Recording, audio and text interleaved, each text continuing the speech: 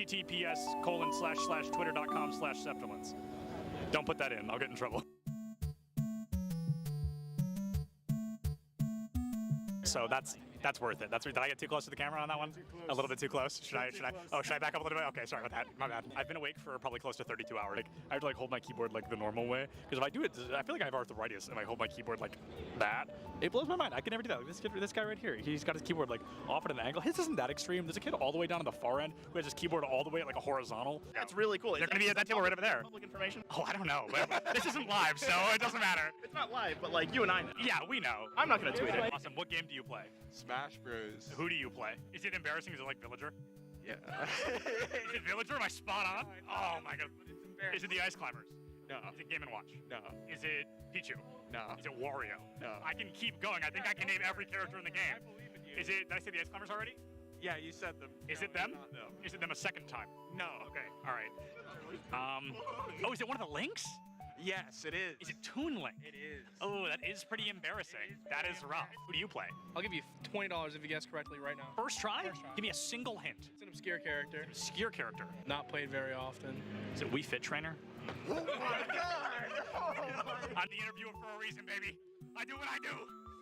I don't need the money. I appreciate it, though. I appreciate it. So Bowser Jr., Wii Fit, and I forgot already. Are you all lying to me? Am I being gaslit? No. Bowser Jr., Wii Fit, and you told me already. Oh, Toon Link. Yep. Where's my main support at? Who are we playing this weekend? A lot of Brig. A lot of Brig, really? Brig Lucio, probably. Brig Lucio, really? I shouldn't say that too loud. I don't want to give away your strategies. It's over under. What do you mean over under? Like, do we think we're gonna podium? Do we think we're gonna come in last place? Not last place. Not last place. Certainly not last. What about 5th place? That's doable. That's doable? That's winnable? 3rd place? Third place. That's where things get dicey. That's very doable. Okay. First place? That's very doable. First place, very doable. Love it. That's the mindset. That's what he loves to hear. Yeah. Oh my God. Hold on. Cut the cameras. Well, who are you? Hello. Oh my God. I saw you earlier. I saw the back of your shirt. And I was like, I know that name. I know him. It's a quick play game. They Q-sniped each other at land. I thought it was a scrim. It's just unlucky. Are you actually a Villager player? Yeah. How do you feel about Villager being notably worse in Smash Ultimate than they were in Smash 4? I wouldn't know. You wouldn't know? You never played Smash 4? No. Oh, that's all right. Nobody's gonna hold that against you. Now, who do you play? I play Robin. Okay, wow. Did you know Robin has the lowest pick rate in the game? Yeah. Isn't that crazy? Come on, the LEDs, it looks just like Samus. Huh? Do you disagree? I guess I can see. The Samus vibe. Show the controller to the camera. We're interviewing. This is recording, by the way. Surprise. Not my controller. Who do you play? I play Peach. Oh, wow. I like that. Who do you play? I play the Shotos, mostly Kazuya. No, you lose against Kirby. That's just like a statistics thing. Yeah. It's maybe. This is a death match, and I think they're all in the same one. They're all on Icebox. Are they all in the same death match? Maybe. Who knows? I feel like none of them can hear me. I want to approach somebody, but no one can hear. They all have both their headphones on. What's up? How do we think we're doing? I think we're doing pretty good. Yeah. What's your kitty? We're looking at 10 and 6 right now. Oh, hey, that's 3rd, dude. That's better than I expected. Who's bottom frag right now? I want to go talk to them. Ian? Hey, how do you think we're doing so far? It could be better. Could be better? You're one of those rough days? Well, Let's go find more people to harass. Yeah. Where's Boise State? Who's your favorite to play? Oh, right now it's got to be either Chamber or Breach. What country is Cypher from? Oh, dude. It's Moroccan, right? It is Morocco. Oh my God, I don't think anyone is gonna get that. Oh, you're good. You're good. All right, see you later. Let's go harass Boise State more. Who is this? What school is this? Boise? This is Boise. Oh man, that's okay. Boise's still got really good odds. A Large Bagel, one of their tank players, Nerdy Bird, they're off tank. Both of them not here. A little bit scary, if we're being honest. Getting warmed up, getting ready to cast some players. No, okay, not cast, interview. There we go. Change your mindset, change your mindset. Words.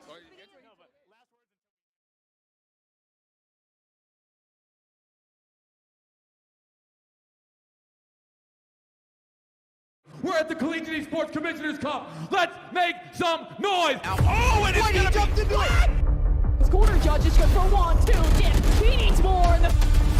They're doing even more here. You gotta touch the point. Mr. College walks it in. Toy Boy is going to drop. Knife him. Right out in front. Yeah. 3, 2, 1. Running.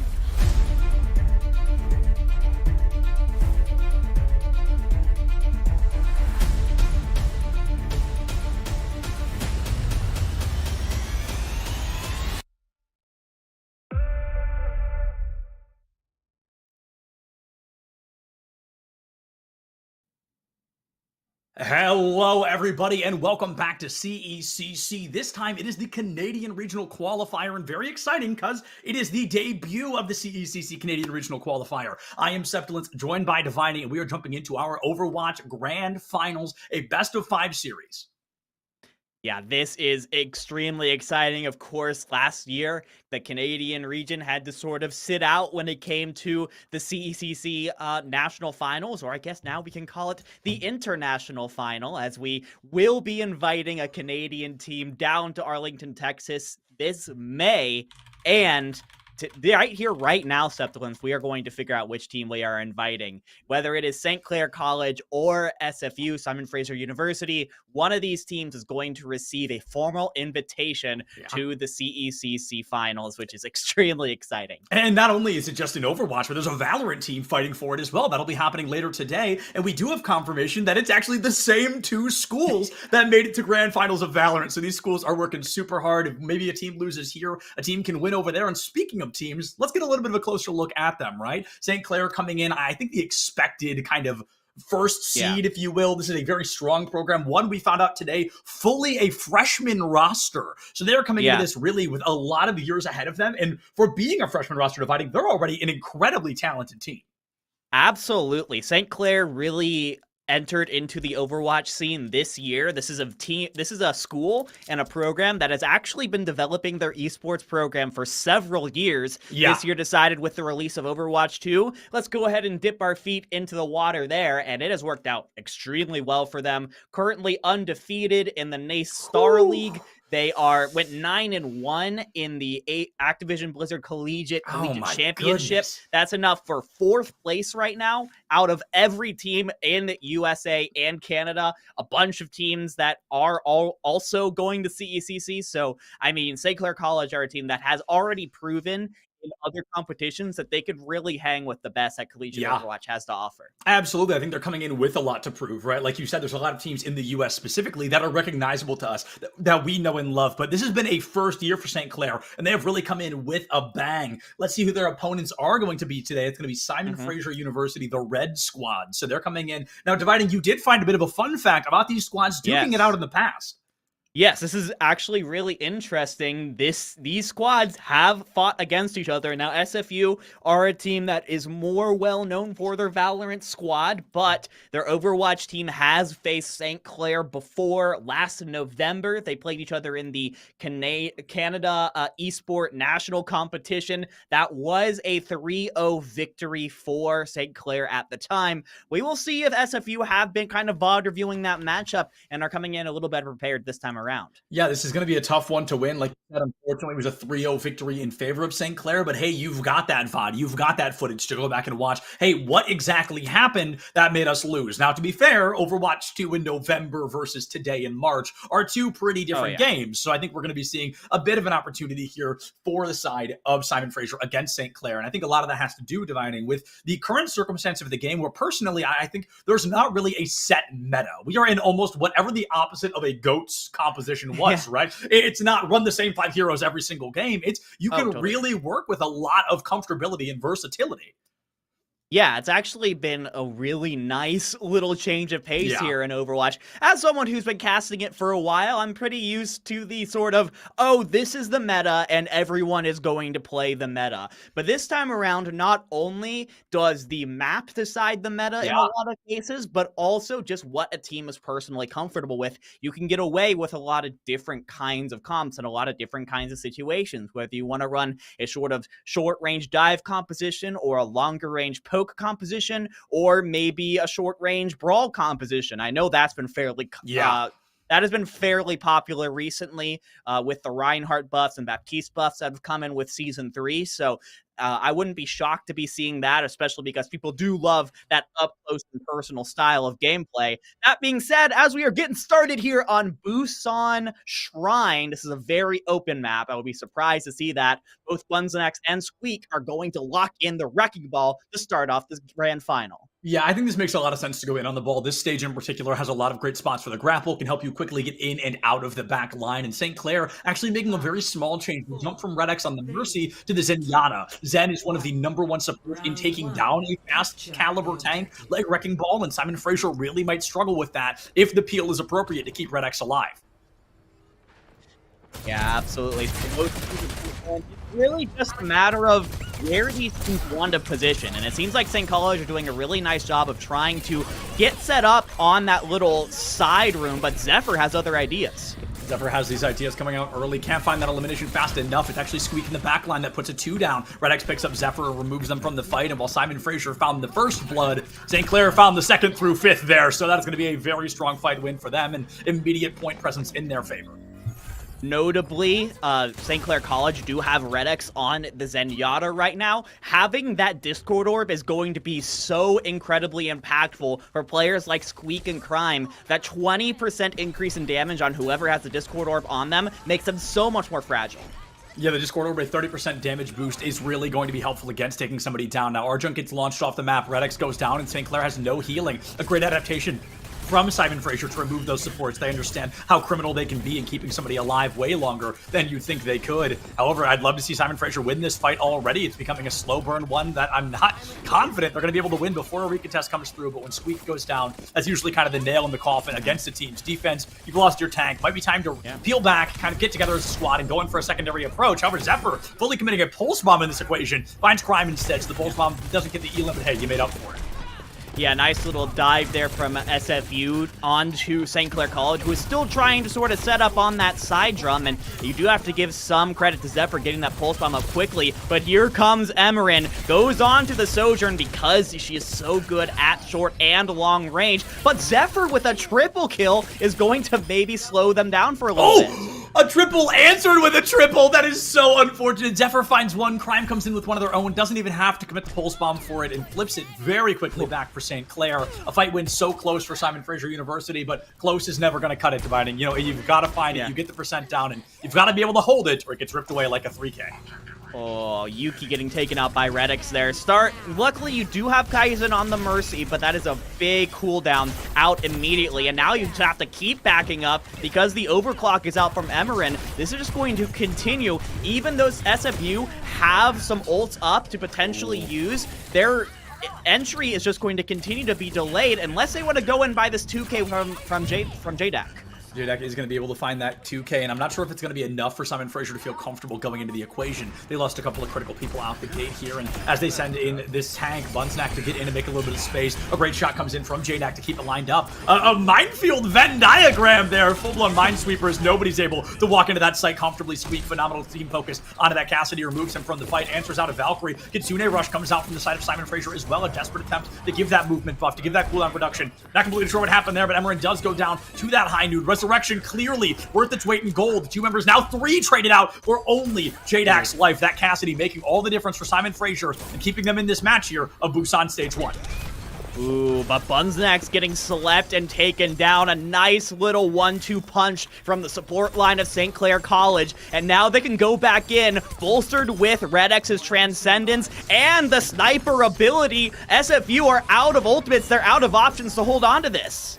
No ultimates in their pocket here. They have to win this one high and dry, and they're not even able to get back into the point in time. Discord Orb comes out, a full volley onto the Winston. They have to use Kitsune just to get him to point. You force Transcendence, but you've lost your Mercy, and that has to be the beginning of the end, as St. Clair is going to show no mercy. Prime will fall, and as Bunsnack goes down, that's got to be the beginning of the end for SFU here on Busan Stage 1. A lot closer than I think we could have expected after how clean that first fight was. Halfway, they're 47%. They've got at least one more chance here on Busan to answer back on St. Clair.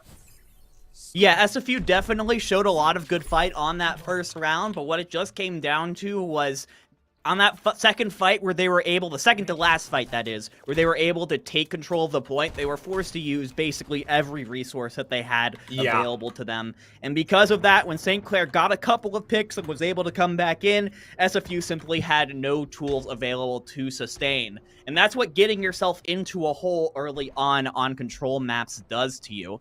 But as we head into Control Center, we are back to 0-0, and both teams making a couple of swaps here. We saw a little bit of Winston from Bunzenax starting off on the end of Shrine. We're going to see a little bit more of it. Squeak, though, is opting for the Doomfist. Yeah, Doomfist is a very strong character these days, one that people really try to utilize, and I think on a stage that allows the opportunity for environmental kills like this one, if you're standing on point, Doomfist can make a lot of sense. Getting into the back line should be easy. You know there's no Discord, you know there's no Sleep Dart. You might be able to work with a lot here against this team. Goes deep in the line for Kaizen, not able to find it, but Red X is there to get that clean up Elim onto Mercy. Dasmic Slam going to be offline. We want to look over to the rest of the team of St. Clair and see what they can get done in this chaos. It's actually Crime who falls. Squeak trying to get as many Elims as possible, but if the rest of the team is unprotected, it could be dangerous in an attempt to keep them alive, something St. Clair has not been particularly successful with, already having lost Crime and now Emerit.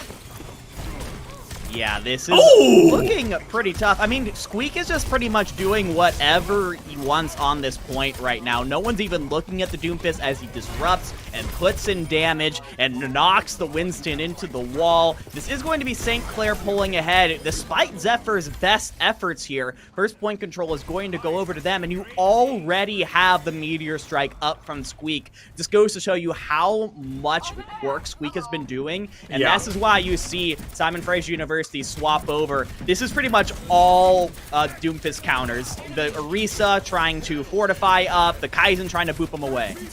Fortify is going to be super helpful in keeping Doomfist out of the equation. You remove all knockback from your character, and often you can use the Javelin to catch a Doom offline. However, he survives the Meteor Strike, goes in at 137 HP, gets a free punch up, and the cast Flashbang will not bring him down. Arjun gets the trade onto Zephyr there, but gives their life for the cause, so taking that Ana out of the equation was critical for Simon Fraser to break through this, and I think breakthrough they finally have. I believe that was a bait there from Crime, trying to force out a support utility instead of actually popping the Pulse Bomb, but it did not work. Emerin caught in the back line. Simon Fraser, for the first time this stage, have a numbers advantage. Red X even committing a Transcendence to try and burn as much time, but actually burns it for naught. The point split already in favor of SFU. Squeak is going to return to the equation, catches a Flashbang, takes down JDAC in that same breath, and as Simon Fraser takes it, you know, Mecha Base giveth and Mecha Base taketh away. St. Clair dominating that fight and stealing it back. I don't even know if we're getting 25% online for SFU.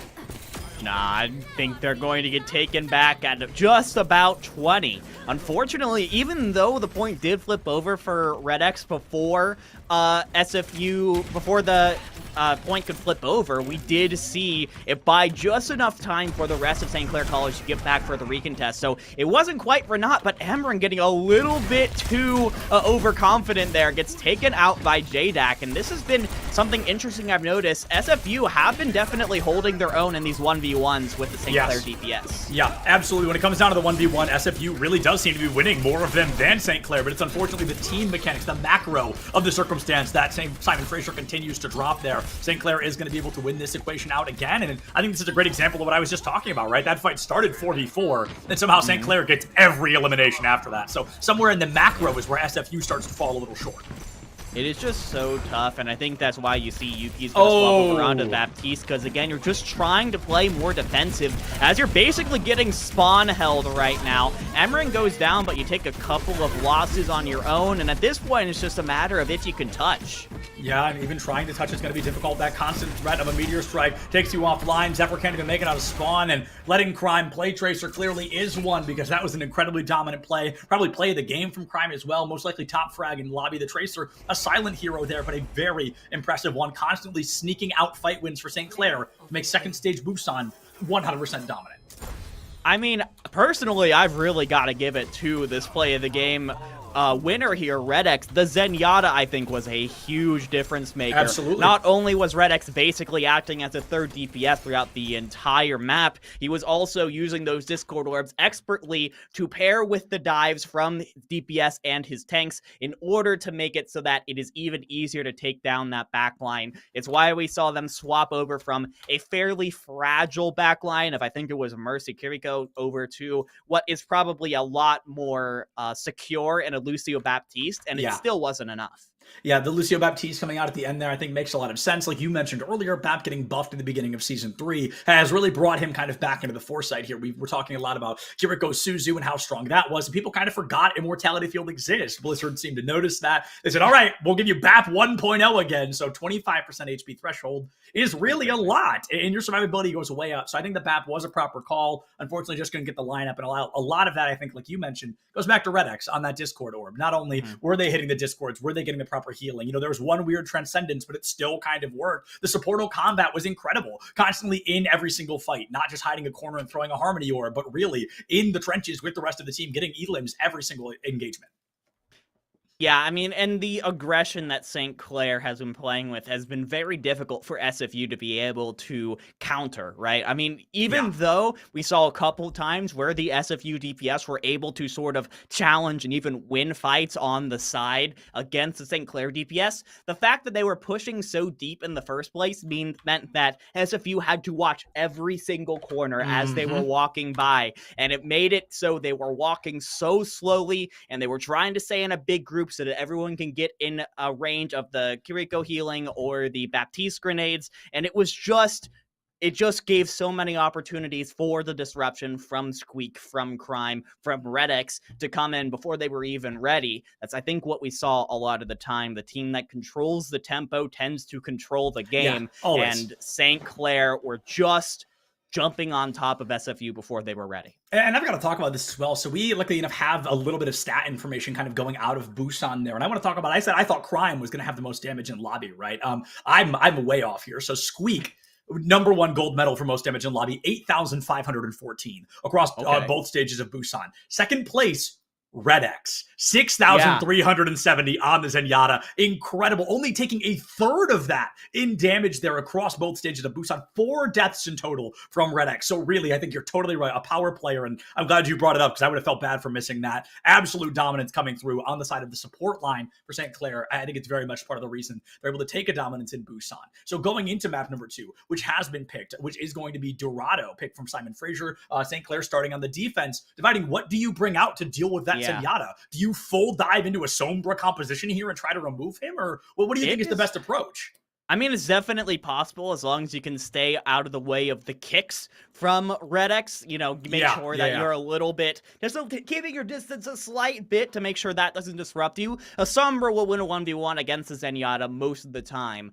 The problem is it's not going to be a 1v1. In Ranked, it would be a 1v1, but St. Clair is a disciplined enough team that as soon as Red X gets hacked, you're going to have every single player looking back at where the Zenyatta is, making sure that the Sombra does not get any value. So because of that, you can't really take a 1v1 against the Zenyatta most of the time. You're probably going to have to go for some kind of full dive composition. Like, sure, you could start with the Sombra, get a hack on the Zenyatta, and that could be like the situation where you go in, or you could go for a Widowmaker composition and try and take the Zenyatta out from afar. And while SFU has plenty of time to change their minds, JDAC going on to the Widowmaker would be good, especially since Emerin is coming out with one of their own.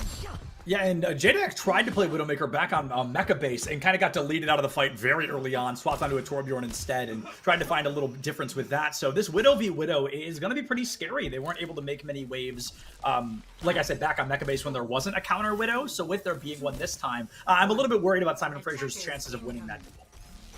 Yeah, it's going to be a big test of the mechanical skill of JDAC. That being said, Emerin is getting pressured out by Bunsnax early on, and that early pick, I think, again, Emerin going for a bit of an aggressive angle here, gets taken out by the Widowmaker, and now that's going to allow JDAC to just have so much free reign on this high ground. Yeah, JDAC is going to be critical, caught a Bionade, but it is going to live to tell the tale, which is a critical moment. St. Clair, Emerin swapping to a Pharah, but we'll deal with that a little more when we get to that equation. Let's keep an eye on what's happening here in front of us. A slow burn play from Simon Fraser, even with the numbers advantage. They're not fully willing to hard dive into the back line. Crime takes out Zephyr, equalizes it into a 4v4. The Ana should be going down here unless Kaizen really pulls out the stops, and Suzu has to be used. The Bionade as well. Squeak hardly taking damage in that moment. Still might be able to find this Ana if they full send for it, and full send they certainly shall. Kaizen gone, Yuki not far behind, and that is going to be a tough one for St. Clair to swallow. Excuse me, for Simon Fraser to swallow.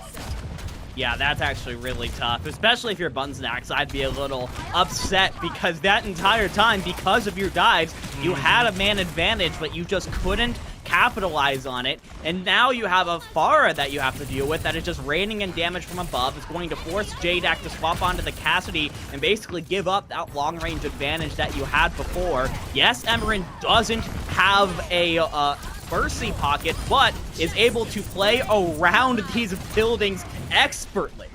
Yeah, playing around the buildings with an expert performance here. It's exactly how you need to play Pharah in a circumstance like this, especially if there's a hit scan on the other side. You need to use the natural architecture. You need to make sure you're out of the line of sight, because the second you expose yourself, you're going to get deleted. That's the whole game of taking down a Pharah. You see JDAC going for a bit of a slower burn tank formation onto the high ground, scaring the Winston away, but also I think gonna be a pretty, I was gonna say lackluster tank form, but Emerin just sits up in the sky way too long, gets taken down for it. Red X finds the trade on to Zephyr with a critical spawn advantage. You gotta assume Simon Fraser is definitely getting ready to force in this engagement. I think it's about speed right now. It's about going fast and getting the opportunity to find eliminations. But as you're getting pulse bombed in your own spawn here, dividing, clearly something has to change. More than half your time bank is gone.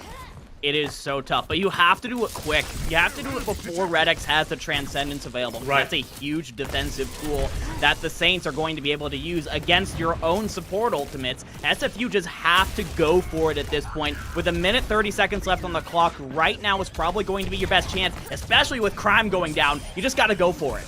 You've got to go for something, anything here, but it's not going to be that lineup they're looking for quite yet. There's that Transcendence, comes in very late into the fight, but it keeps the rest of the squadron up and running. Emery having a field day right now.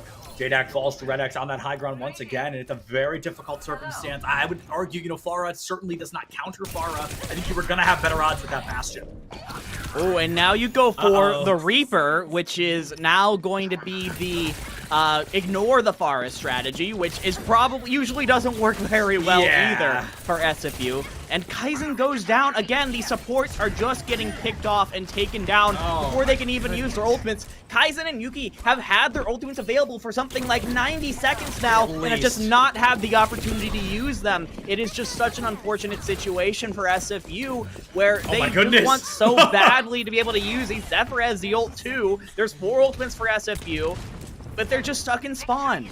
Yeah, it's constantly getting stuck in spawn here. And playing Ana in this circumstance is so difficult because she has no mobility. That's just insult to injury there. Both deleted before they can even exit the spawn room with only 10 seconds left. I guess the silver lining here is Simon Fraser's going into this next combat with essentially every ult they have. Pulse Bomb, null and void from Zephyr there. Gonna get deleted by the supportal combat happening in the back line. Prime finds the 2K, looking for a third there in center. Kitsune Rush has to come out, a move of desperation. Minefield from Buttons next puts Crime out of the equation, and they just don't touch. Simon Fraser making it a mere 27 meters here on Dorado. St. Clair's win condition, unbelievably achievable.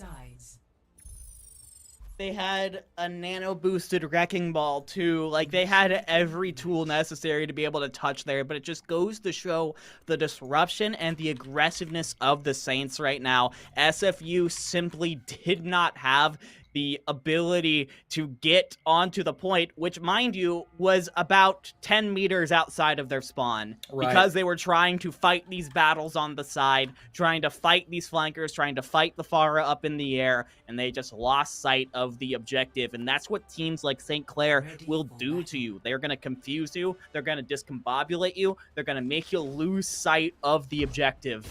It's exactly what the Saints did to the Red Leaves there.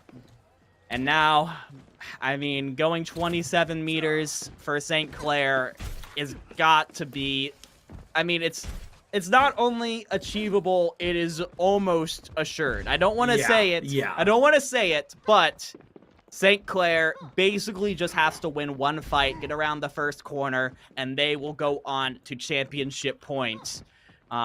SFU are going to have to pull off probably the best defense I've ever seen on Dorado in order to do this. This would be the best defense I've ever seen, period, if this turns out. Anything even close, I've seen a team full hold 5 minutes on Rialto Bridge, but even that has probably double or triple the room you'd have on a circumstance like this. So this is going to be a really tough circumstance to put yourselves in. St. Clair going for a bit of an OWL play here, very reminiscent of a couple of King's Rose plays we've seen before, but fully extending into the back line. It's going to fully catch Simon Fraser off guard here. They've got the speed boost, they've got the TP, and they've got a heck of a lot of damage to work with. No turret left standing.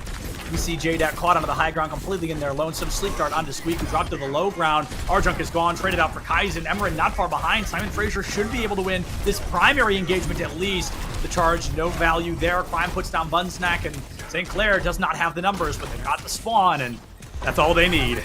Yeah, the spawn advantage is going to be brutal for SFU, especially when they're down Bunsnacks. It's just pretty much down to Zephyr here, sitting down at the bottom to continue contesting the point, and Zephyr is no more. A triple kill for Squeak, and St. Clair College appear to be rolling their way to a ticket in Arlington. One map separates them from a ticket to the national championship. One map here dividing, and it's going to be Push naturally as the third map here at the CECC. And that second round happened so fast, I didn't even get to finish my notes of who was playing what. That's how fast that just went down. St. Clair took a little over a minute there, and they sealed the deal on Dorado 2-0. Last time they fought Simon Fraser, it was a 3-0, and by golly, is it looking to be another one here.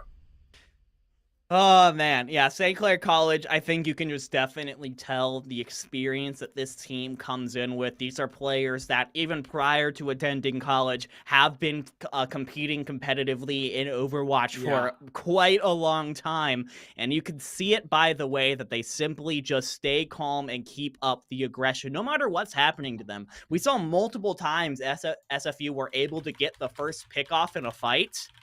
Even when that happened, St. Clair stayed calm, they stayed collective, and they stayed aggressive. They never took their feet off the gas pedal. They kept the pressure on SFU. Even in situations where they should have been feeling confident, they continued to play very defensively. And because of that, they just weren't able to build on any advantages that they might have gotten from any picks they had. Yeah, no advantages found, unfortunately. I think a lot of it spirals back to that opening fight dividing, where we saw the elimination immediately in favor of SFU, and then they sat on the corner and did nothing and kind of just waited for them to return and then lost the 5v5 and never regained the footing. There was that moment where they should have been pushing on the gas and holding W, where they really just became kind of dormant and docile. And I think that is a huge part of the reason Dorado ended in the way it did. But going into Push is a little more reminiscent. People have been comparing Push to Control a lot recently, kind of the King of the Hill style, game style. And that is where Simon Fraser did pretty darn well on our opening stage of the day. They got 50% of Sanctuary there, and you've got to wonder if they're going to be able to find that momentum here once again on Push, whichever map that may be. Yeah.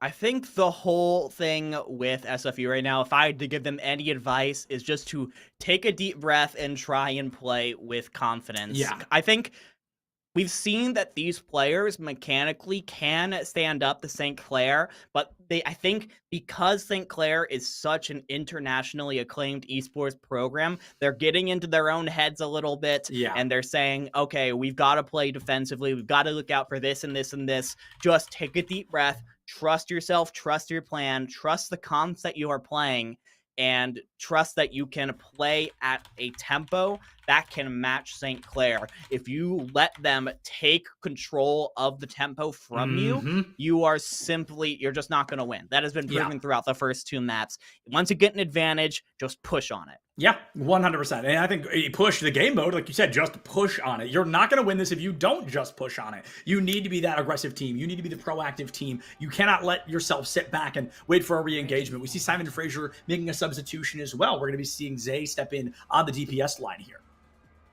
Yeah, we'll see what Zay is going to bring to SFU. Of course, when you're down 2-0, adding in a new voice into the comms is never a bad thing. Maybe it'll provide that spark that SFU need to get back into this one. And I will say, I don't hate this comp. I do think there's a lot of pressure on Yuki here to be able to provide that defensive support with the protective Suzu. But if you're able to keep Kaizen alive, this is a whole lot of healing into a very, very protective front line that should be able to keep everyone alive. Squeak already being in that back line is genuinely insane. I kind of wish we got to see how that happened. They make it into the back line early, and already Zephyr goes down for it. Pile drive goes up. Nobody goes down afterwards. Even a right click from Zai cannot take that Wrecking Ball offline. Death through Shields, one of the largest healing abilities in the game. Healing, of course, being in quotes. Survivability, rather, is the name of it. St. Clair College, they've got a lead right now. They're playing a Chaos composition. They're making it so Simon Fraser has no idea where to look, and by golly, is it working, dividing. This team is getting just bounced around right now.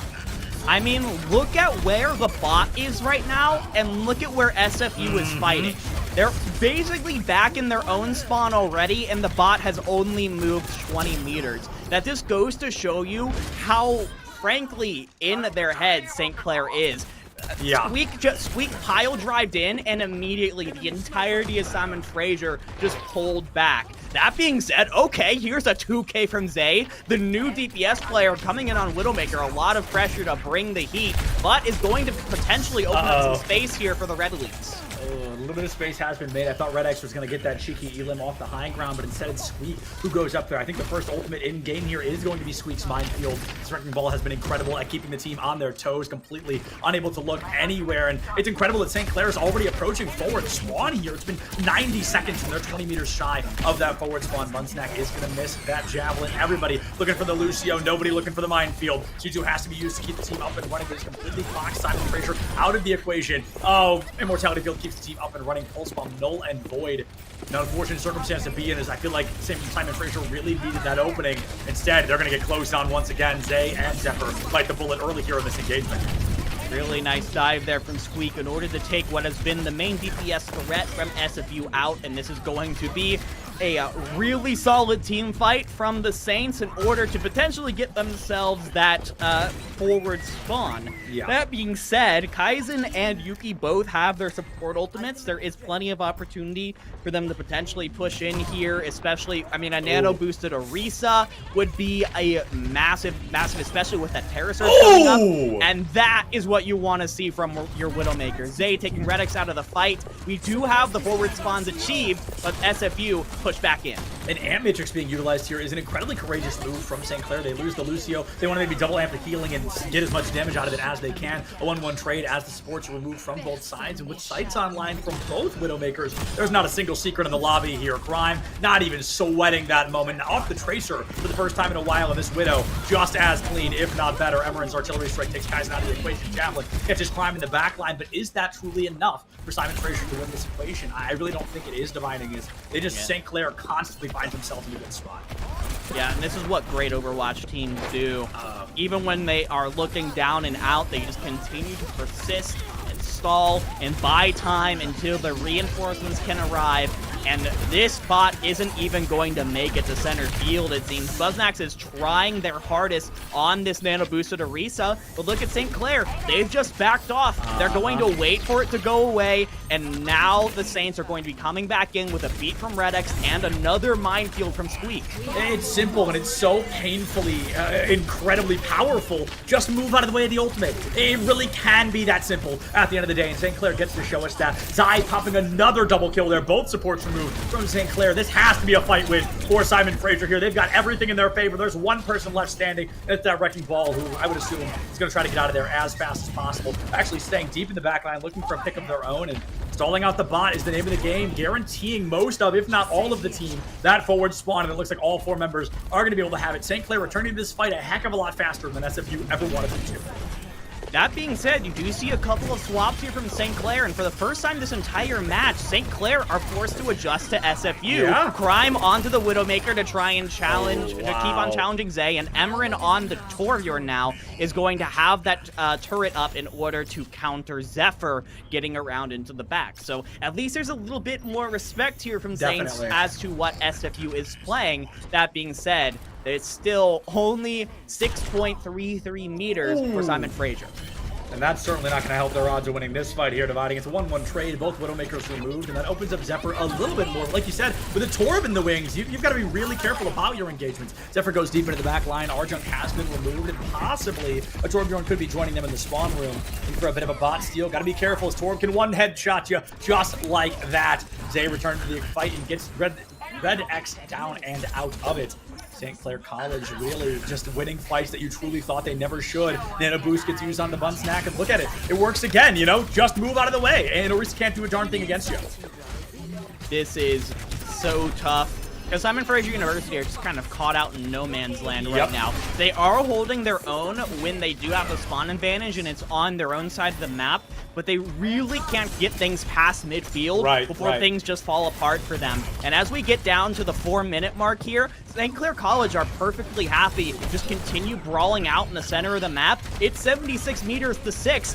Time's just going to go out, and they're going to end up getting their ticket to the national finals in Arlington. So there has to be something that changes soon for Simon Fraser University to get some serious bot progress here. Yeah, Zai just cannot do enough right now. Every single fight opens with Zai getting a 2 through 4K, and unfortunately Simon Fraser has never been there to answer it. Crime, though, will put Zay out of that equation to make this upcoming engagement even easier for St. Clair. Like you said, dividing is something I feel like a lot of teams often forget. You don't have to win the map in regulation. You just need a bigger number than your opponent at the end of it. And right now, St. Clair, they're feeling mighty strong about that. Over 100 meters more than what Simon Fraser has right now. Kaizen gets deleted from the fight into the spawn room. Pull spawn from Zephyr forces Trank. You see the Terra Surge put down Prime, but actually a trade onto Yuki there as Squeak's probably 4th minefield of the fight comes back out. And St. Clair, just with this unkillable Wrecking Ball, have won fight after fight, stall after stall, and made it easier and easier for this card to continue moving into this triple-digit threshold. Yeah, and all of a sudden, St. Clair, with the beat by their side from Red X, have the opportunity to maybe finish this map. They could potentially end this one a little bit early, especially because SFU are a little bit out of options here. Kaizen is very close to the Nano. Zephyr got around to the back, took out Emberin. That's something that the Tracer usually doesn't win, and Zephyr's going to find Crime as well. Okay, the DPS for SFU continuing to be the saving grace. Yeah, the DPS here just constantly keeping SFU alive. I think if they didn't have this incredible lineup, this map could have been over a long time ago. Zephyr gets Red X down as well. Emerin currently back in spawn. Arjunk has fallen, and SFU, for the first time in several minutes, have a true advantage. They need to kill the Wrecking Ball, though. He keeps getting away. He keeps stalling. He keeps making it so hard for them to get any progress. You've got to get rid of him, or you at least got to get him away from the bot, because I don't think they're going to be able to make much progress until they do. Emerin will go down there. Not a huge pick, but it's still a pick. You've got a 5-4 advantage going into this equation. You've got to watch your noggins, or Crime's going to give you a haircut you never asked for. Simon Fraser, 5-4 advantage. Going in, finally breaking center field once again. How much can they find here in the remaining 2 minutes? Oh, pulse bomb! Oh, nicely done from Zephyr. Takes Crime out of the fight, which means Zay now has almost nothing to worry about here on this Cassidy, but you still have to worry about Emerin here, and the minefield from Squeak is going to make getting past center field, getting more meterage so much more difficult here. As we trade back and forth, Zay and Kaizen are taken out before they can use their ultimates. They do have them for this next fight. St. Clair College, though, has the Transcendence from Arjunk. That is going to make it very difficult to get any kills while that ultimate is active, as well as a really nice zoning ult with the Molten Core.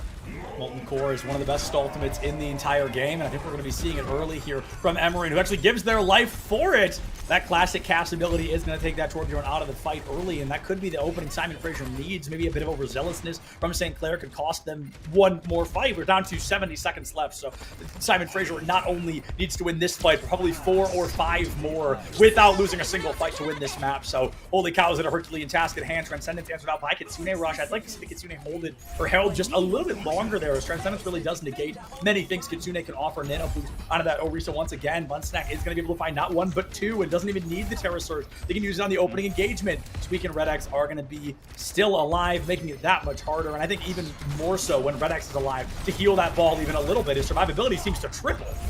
It's just a stall game right now for St. Clair. It is only Red X and Squeak alive, but they do not care. They know they can go in, they can keep stalling, they can keep the bot on the SFU bridge for as long as possible, and here come the rest of the squad. Here come the reinforcements for St. Clair College. All those blue circles are going to be coming in before we even make it back into the Coliseum. In fact, here comes a pile drive in the minefield for Squeak to engage. 10 seconds left on the clock. This could be it. I think this is going to be it here. The minefield separates the team. The Ana goes deep into the minefield as well, and this Wrecking Ball in the back line forces them to split focus. They've got a Pulse Bomb and a Terra Surge, but they're going to have to work wonders with it. A great boop into Crime's LOS, gets that head taken clean off Zay's shoulders. The arguable power player for Simon Fraser will be removed, and now they have to win a fight without them. Kaizen taken out by Squeak as well. Squeak undoubtedly the MVP of this match, and possibly the whole series, but so far it has just been the Squeak show, and Simon Fraser desperate to answer back. They lose the Orisa, the Curie is gone, and Coliseo comes to a close. St. Clair, an incredibly dominant 3-0 victory, and even with this stall happening at the end,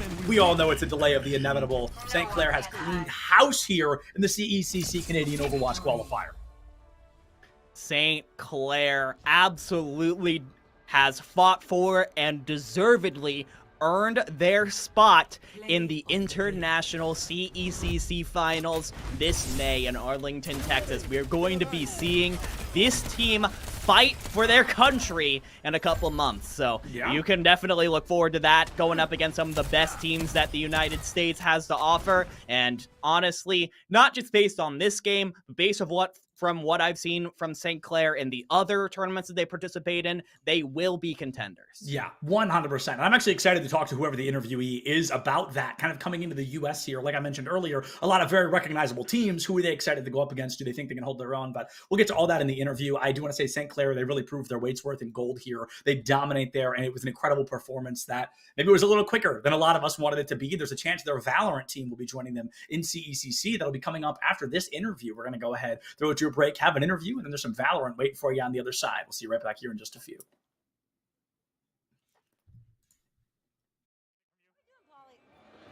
Awesome. Thank you so much for your time.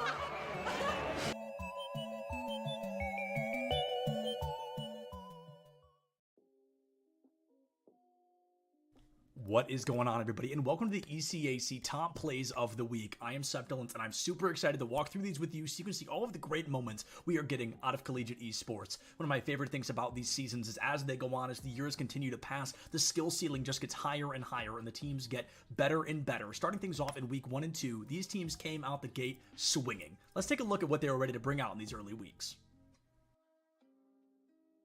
Valorant is a game all about risk versus reward, and Sin from NYIT wanted to show us just how much he was willing to risk to get that great reward of a round win. Sort of forced to pop off, maybe get a little bit more sniper play, but these direct, tight angles make it tough. You have Axorus that actually gets a wallbang headshot onto Prime. Oh, that timing on the paranoia works so well. Yo, give it up for the util, bro. Sin's gonna pick up 3 into the site. It's a lurk on its way from the chamber, but unless you're going to spam through this box, you're not getting anything done, and Panda won't even let him get that far. Super Smash Bros. Ultimate is a game that can be decided in milliseconds, and Waka, one of the best players from SUNY Canton A Squad, wanted to show us just what they can do with only a second and a single stock on the board. Sledge option going to be charging forward smash, going a little early. They're not quite getting what you want. Drop shield after first hit and pick, getting hit by the kid.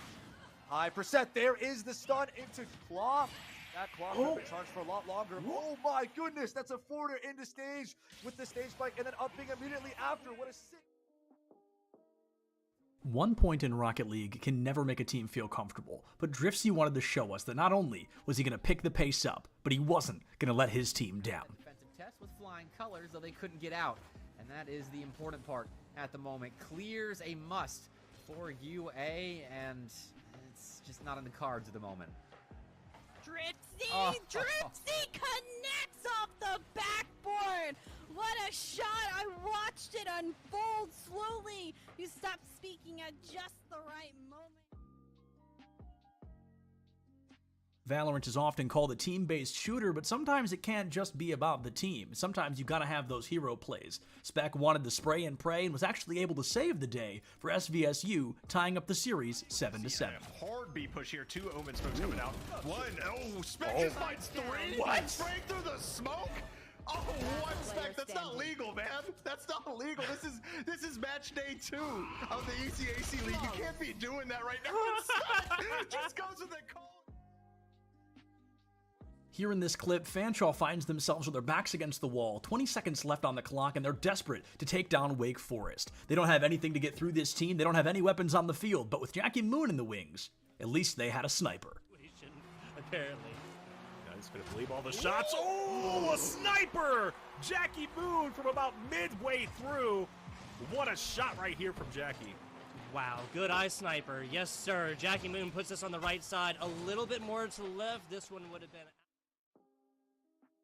Here in this clip, we're going to get a great moment from a Pac-Man, and as a Pac-Man player, I was super excited to see it. We're going to hear a lot of praise from our commentators giving Mosey those compliments of choosing Snake against Pac-Man, a great counter pick. They were super excited to see a Snake on the field, but even without their blessing, Trollery does not yield. Approach, but like you said, he's trying to play this safe because losing a stock right now for Concord would be really bad, and, well, a little bit of commentator's curse there. We kind of willed that one into existence. Oh, man. Oh my goodness! What? Now I know what you're thinking. Oh, Septilence, how could that be all we got from weeks number 1 and 2? Please tell me there's more. If you like what you saw, you've got to go check out ECAC Esports on all social media platforms. Please see what they're bringing to the table. It is great collegiate esports week after week. And on the bright side, folks, this is just the beginning. We've got the whole rest of what is guaranteed to be a great season ahead of us. Thank you so much for joining me for this recap, and I'll see you on the next one.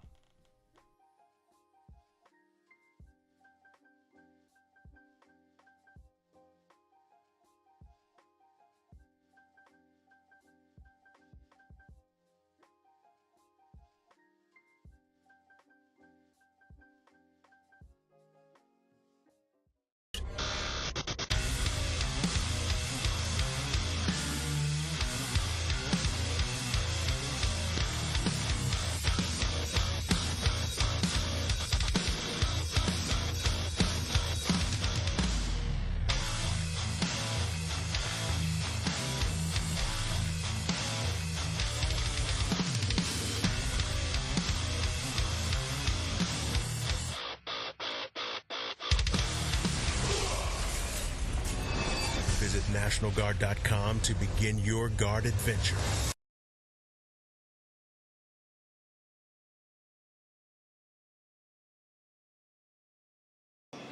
Hello, everybody, and welcome back to the Collegiate Esport Commissioners Cup. I am Septilins, and I get a really neat opportunity here. We get to interview Burns from E United. Burns, how you doing? I'm doing well. How about yourself? I'm doing great. We're on day 2 of the event. It's been a fantastic one. I ran into you yesterday, but we were running around like chickens with our heads off, and it has been, I mean, how has your time been here? What has this event kind of been like? Yeah, it's great. I just love being in the passion pit, seeing all the college kids go at it. Reminds me of like an old school MLG event almost, but being like in the epicenter of the passion pit, seeing Rocket League, Valorant, Overwatch, and Smash, just it's amazing to see all of these schools compete against each other and get a shot to play on this main stage. Yeah, no doubt about it. And tell us a little bit about kind of what is E United, right? Because we know that you're here, we know you're here to represent them, but for the people that don't know, what is E United? Yeah, E United was founded in 2016. We're a professional esports organization. We've been in League of Legends, Overwatch, all the way to Battle Right, I think it was called back in the day. Right now in 2022, we are in Gears of War, Halo, Rocket League, PUBG, and announcing a new title tomorrow. I know, get the small intel here. So it's a lot of fun. I went pro in Call of Duty when I was younger. I ended up playing my last event under E United, switched in 2016, and I've been the GM ever since. So it's a true blessing to be able to stay with an organization for as long as I have, and we love giving back to the collegiate community. I actually graduated from Full Sail in 2013. I was a little confused about the jersey. Yeah, so the Full Sail boys are out of the tournament, unfortunately, but I decided I would rep them today in their honor. Yeah, it's just great. I love working with younger individuals who are trying to find their path in esports, and these college kids are really showing what they're all about. Yeah, so to be kind of an ex-pro player, where a collegiate scene at the time didn't exist, especially not to the scale right now, what is it like to see such high levels of success, such high levels of support for something that you weren't able to kind of get as much support in?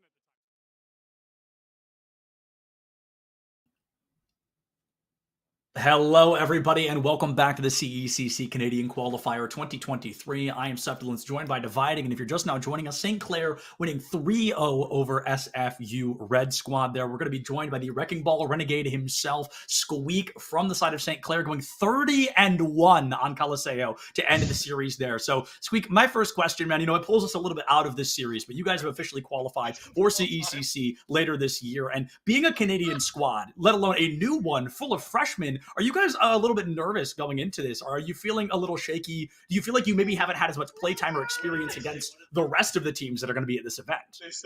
No, we're ready to go. We're very excited for it. I've been looking forward to it for quite a while, ever since I heard that they might be doing a Canadian qualifier. Yeah, absolutely. It's giving you guys an opportunity to get down to Texas, and you have absolutely grasped it. Now, I do want to ask you a little bit about a bit of a pattern that I saw emerge from you guys over the course of the series. The pattern was, 1, SFU's DPS would get a couple of picks first in a fight. 2, the remaining members of St. Clair would just stay on point and be a nuisance and not die. Usually would be just you and Red X doing that. And then 3, reinforcements would come back and you would win the fight. How do you guys just have the confidence to be able to do that even when you're in a 2v5, 3v5 situation? I think we were just trying to have a bit of fun with it. So I kind of had to pick up the slack a few times when Emerin likes to go into their spawn. I mean, coming into it, we knew we were gonna win.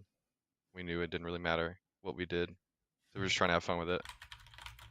Hey, I mean, you definitely played with the confidence of a team that went in knowing that they were going to win, and hey, you came out with a 3-0 at the end of the day. Now, I do want to go back to something that Seth Dillons alluded to, which is that St. Clair, while it has been a very established esports program in general for several years, the Overwatch program, the Overwatch 2 team, is new as of this year. So tell me a little bit about how it's been coming in as a brand new team last fall, and now, after just 1 year, you guys are arguably a top 10 team, period, in collegiate Overwatch. How do you credit that? Well, they actually had a team last year, like not last fall, but the year before, but they weren't as good as they are now, and they put a lot more resources into the Overwatch team. Picked up every role except support is all brand new. Besides Arjun, he's the only one returning from last time. Oh, It's been a lot of fun. I love this school. Wouldn't rather be anywhere else. Yeah, absolutely. So going into kind of this final event, right? You guys have qualified for May. Is there anything specific you're going to be doing in terms of like regiment or training? Are you just going to continue playing as a team? Or are you going to be practicing new compositions? Or are you guys going to try to stick to what you know and love? Oh, we scrim almost every day. We're just going to stick to whatever we think's meta. Yeah, perfect. Well, hey, thank you so much for joining us. A big congrats, and we'll see you on Arlington. Thank you. See ya. And with that, folks, we are going to go ahead and throw to a bit of a break here. But like we mentioned earlier, Valorant is coming up next, and it is the exact same school, St. Clair versus SFU. So it is going to be a fun one. Simon Fraser University Flamingo is the name of that squad. It's going to be brought to you by Los and Rare Adam, two good friends of ours and two phenomenal commentators that you're going to see right here in just a minute. Thank you to both teams for coming out. Thank you all for watching. We love each and every one of you. Check your posture, drink some water. Don't forget to love each other. And we'll see you next time. Enjoy Valorant.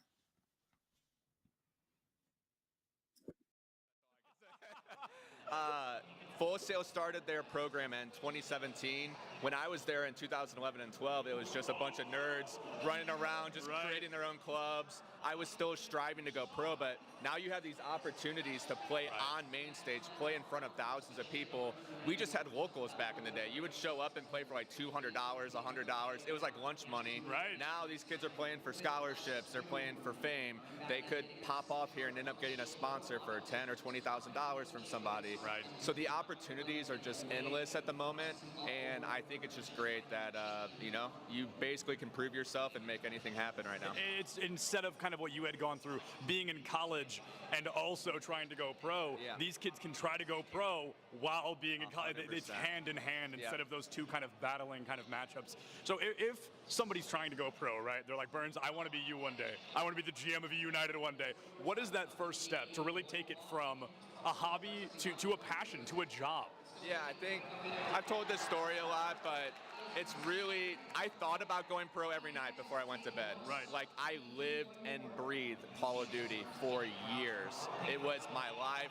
I had to skip dinner sometimes. I had to skip family functions, and my family didn't really understand, but it was what I wanted to do, and it all worked out. But at the end of the day, you always need to kind of be organized. You have to have the ability to not put all of your eggs in one basket. So even though it worked out for me, there are so many opportunities in esports. There's being a caster or interviewing people. There's working in production. There's helping people get waters. Like, literally, there are so many opportunities. So, oh, this crowd's awesome. They're going crazy, dude. They stayed on their last life right now. Off subject, Smash, regardless if it's middle school, high school, college, it pops off all the time. I love it. Well, Burns, thank you so much, man. I really appreciate it. Yeah, no worries. Thank you, guys.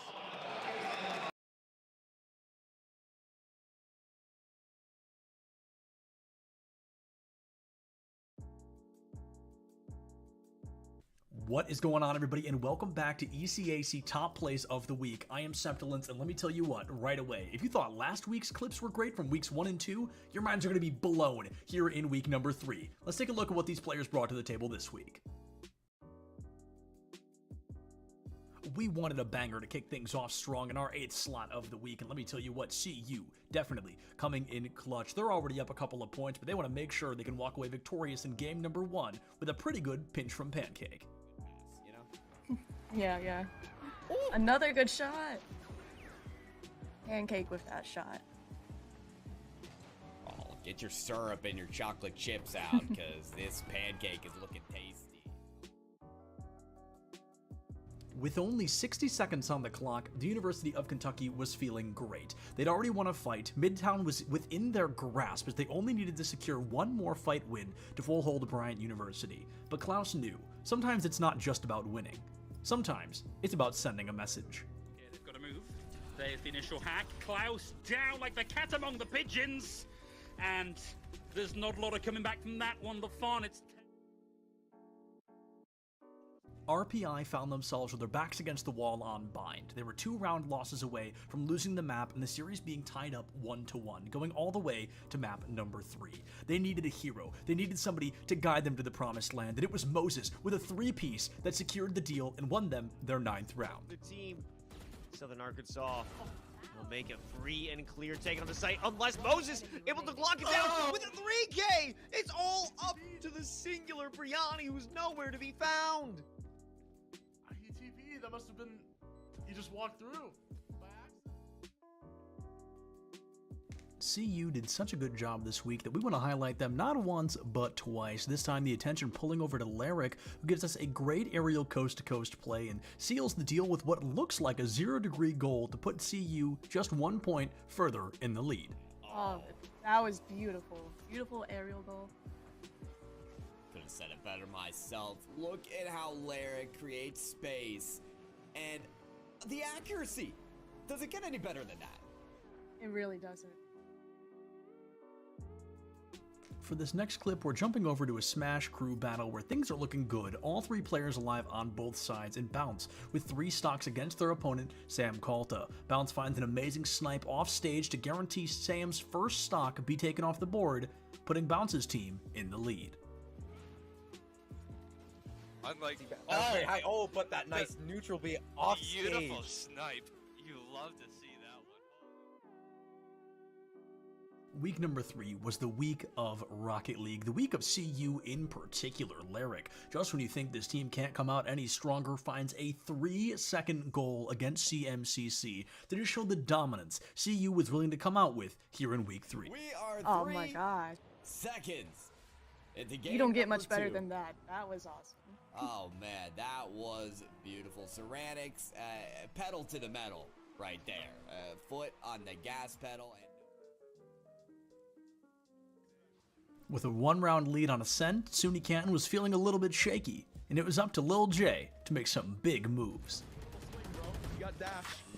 Not gonna go for it. We'll get all the way out of that one and fake the dash away so they know about him close. Well, the Rumble will give it away. Let's tuck the nade though, so definitely gonna stay alive. Party's over. Good. All right. Spike down B. Jinx, bro. Yummy a soda now. Love that. Oh, the timing. I like the gusto. One enemy remaining. Ace. Fantastic Lil J ace on its way. Happy to have it. 5-3. Sunny Canton. Things were looking bleak for the University of Kentucky on the 5th and final map, but the momentum started to shift when Klaus decided the chaos needed to end a little quicker. Who just won't be able to survive on the point all that long. Nurik finds Rimru. High noon for 3 for Klaus at the last possible second to secure a cap and buy them a stay of execution. And with that, folks, ECAC highlights of Week 3 have come to a close. Let me tell you, it's been a pleasure getting to reminisce on all of these fantastic moments with you. Check your posture, drink some water, don't forget to love each other, and we'll see you next time.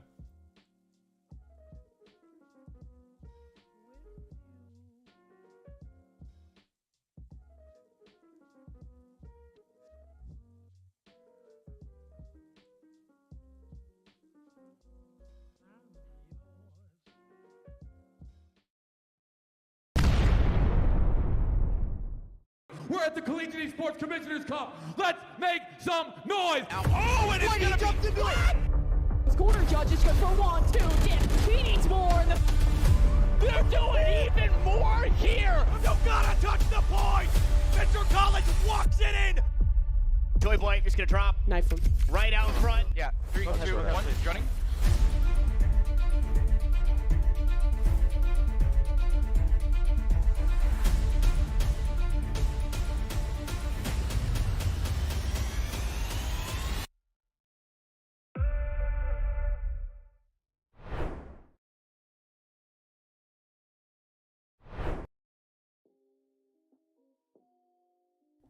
What is going on, everybody, and welcome back for week number 4 of the ECAC Top 8 Plays of the Week. Now, at this point, you're probably realizing 2 things. 1, that's right, I'm going to be with you all season long as we jump through the best moments of every week. And number 2, wow, Septilence really only wears one thing when he's not on the clock. And I can't even defend myself, it's a comfortable outfit. Anyway, without further ado, let's jump into week number 4 and see what these players brought to the table to beat out their opponents and be victorious. Wake Forest was already up a game, there were 4 minutes left on the clock, and they just couldn't find that first point to take the lead and put them up 2-0 in the series. But in a final moment of success, Malone clears it from one coast to another and finds an open goal, giving Wake Forest the lead once again. These Champ 3 and Champ 2 is doing. I mean, seriously, look at Malone making advantages for himself. Wow. And he will put Wake Forest on the map. This game number 5 could just go their way. I just want to say Malone just said, I'm going to show you what a Champ 3 can do. All right, buddy? On a control map in Overwatch, your team must capture 100% of a point to succeed. 99 just won't cut it. King Rock from Keene University was fully aware of that and didn't just find a Death Blossom. He found a full-blown Death Garden to keep his team alive. Sound barrier to go away as well, especially now that you have your own. It's going to be a little bit more breathing room. Doesn't look like the one. Okay, there we are. Now it's coming up big. This Reaper has bloomed. That was just gorgeous amount of patience. GVSU Blue found themselves up by 5 rounds, and it's always better to turn that 5 into a 6. It's incredible, however, that this team doesn't always need all 5. It can come down to just one player and how much they can really GVS do. An Illusion delivers with efficiency. 3 in a row. No time left, even if they had the chance at Orbital Strike out of the last. This battle between Muskingum and St. Francis was insanely close. Only 3 players in a round, and there were 1 player left on both sides, both down to their final stock. Things were looking pretty strong for St. Francis, their Luigi only at 40%, but it was up to Splat to do anything but. Just keep him off stage with that Zare. Oh! If that spot right here for Teo. If that block didn't disappear, oh no way! Oh! Just steps on the pressure plate. A tale as old as time, Pace White versus Pace Gold, and Pace White's morale was through the roof as they won a fight, but little did they know, this was Lofi's world, and they wouldn't be living in it for much longer. Going in with the blade. Uh-oh, Blade is out. It's hacked. It doesn't matter, though. Slashes away for 2. Looking for a 3rd. Looking for 4. Won't get it just yet on the Blade. However, the slash and dash works out. Luffy's got 3. Looking for everybody else on this team. It's a white. The Inkling versus Ganondorf matchup is not very good for Ganondorf, but let's be honest, which matchups are? In this clip, we're going to be watching as JD from Fisher learns the hard way that you never really want to meet an Inkling off stage. Sooner if you don't find that kill confirm or that kill or a bomb off stage like that. That bomb angle is so good today. Yeah, that bomb angle was beautiful. Week 4 of ECAC Rocket League was absolutely insane. CMU and FC were tied up 0-0, but it was Gand who told FC they shall not pass game number 2. Side of FC, they've only got 1 player for a moment there. They're trying to recollect, they're trying to reposition, but how do you position around a pinpoint accurate shot like this? Gand goes crossbar down for the first goal. Adams in reverse. Backed the defense off with that.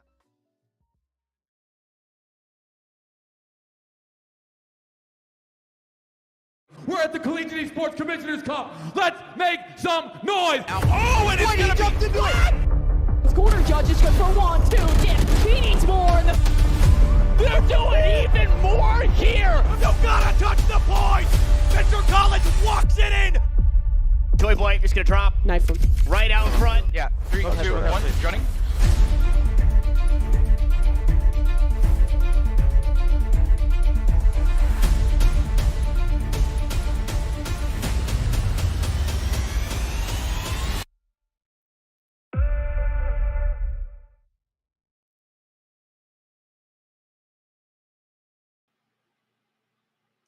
Hello, everyone, and welcome back to the CECC Canada qualifiers for the 2023 finals. Oh my god, we have another matchup, a mirror matchup, kind of, because St. Clair and SFU are coming back again, but in a new title. And to bring you the action, my name is Los, and I'm joined by my very rare friend, Rare Adam. Thank you for having me, and excited to be here for this Canada qualifier here. Of course, as the token Canadian here on the cast, I had to get myself some Timmies before we started out. No sponsorship, by the way. How to get the Timmies, how to go out for a rip on the pond earlier, get those pucks in deep, do everything that those can. I really didn't. I woke up and we're casting Valorant today, but two very strong teams here, St. Clair and SFU Flamingo. Really excited to see both of these teams play, especially against each other. It's not very often we get sort of these cross-country rivalries coming down. Yeah, that's because these squads are usually competing in different regions, so you don't have an opportunity until we get to that tippy top of competition. And that's exactly the moment when we'd want to see them come together, when we realized, okay, it's the best of the best here in Canada, and they're going head-to-head. And I'm actually very excited because I've been a slight fan of the journey of St. Clair, as they've had many great opportunities, but ultimately haven't been able to capitalize on those opportunities, make their way through playoffs, but never in, a top 4 position. Yeah, and I think the major thing for these teams, especially on the back of recent Esports Canada rankings, they're, number 3 versus number 7 going at it. They're very contentious. There's always a lot of impressions on those ones. As part of the League of Legends committee, we got to start spicing it up there. But nonetheless, it's always interesting to see sort of these teams get their chance at these different events as well. And St. Clair, especially in CVAL, they haven't had the best of times, finishing the job. Top 6 finish in the fall, didn't make top 8 in the winter either. So they're really trying to come back in spring and push for that top 2 as well. They have the potential of it. We've seen their highs as well. And it's just about sort of converting on that. But then on the flip side, SFU Flamingo, they've had a really interesting season where they haven't really had the most consistency, but they've taken some very clutch wins, specifically off of U Alberta, who is ranked 2nd in Canada. They've been sort of that one huge team that everyone is worried about in the West, and yet both of these teams did have to get through U Alberta to get here. So it's sort of the U Alberta killers here. They're going to be going head-to-head here to see who will end up booking their ticket to land in Texas, of course. And, I got to bring up those 2 matches. SFU, they defeated U Alberta 2-1, but St. Clair did it 2-0. I don't know if that's going to speak to this match, but we'll see what happens. But why don't we take a look at the rosters that we're seeing stepping into the server today, because I know specifically when we're talking about St. Clair College, there's 2 players I'm looking for, and that's got to be Mzuu and Kiyu. I butchered the name. Sorry, my friend. Tell me about it in the interview if you win. But both these players are just a pleasure to watch, specifically Mzuu on the Jet. Their freedom, their fluidity when it comes to their willingness to walk around the map with those blades out is something to be admired. But this team in general, I can respect the fact that they can flex their role. Mzuu usually running on the Jet, but is willing to take other roles. Maybe a Sky position, similar to Caillou. Will be an initiator, but isn't afraid to bring out the Reyna. Yeah, and I think a major thing about this team as well is everyone is so flexible. Ems has gone from playing things like the Jet earlier in the season, moved over to those initiators, the Sova, the Fade, ended up switching over to KO for a little bit. There's so many moving parts here. And of course, Caillou is an incredible player in their own right, super flexible as well on all sorts of initiators as well. One player I do actually want to point out as well is Seth, a newcomer to the team as of winter semester, has sort of come in here and given them a little bit more of a spark plug, taking over the Sentinel role, letting Sushi sort of explore these duelists as well in their own right. So the whole team sort of plays off of each other really well. These players are so flexible in their roles in and of themselves that they're willing to be able to switch between them, sort of find whatever dynamic works. And, even from map to map, we might see Ems on a duelist on one map, go back to something like a Sage on another one. This is how flexible this team can be. And that's something that allows you to really understand what your teammates need. But let's talk about their opponents. It's got to be Simon Fraser University hitting it with the Flamingo. Unfortunately, we only get a look at one player, Cade. You know, definitely someone I wanted to highlight as someone who generally puts numbers on the board. I'm hoping to see more of them. I mean, they're the only one we do really see in this roster lineup.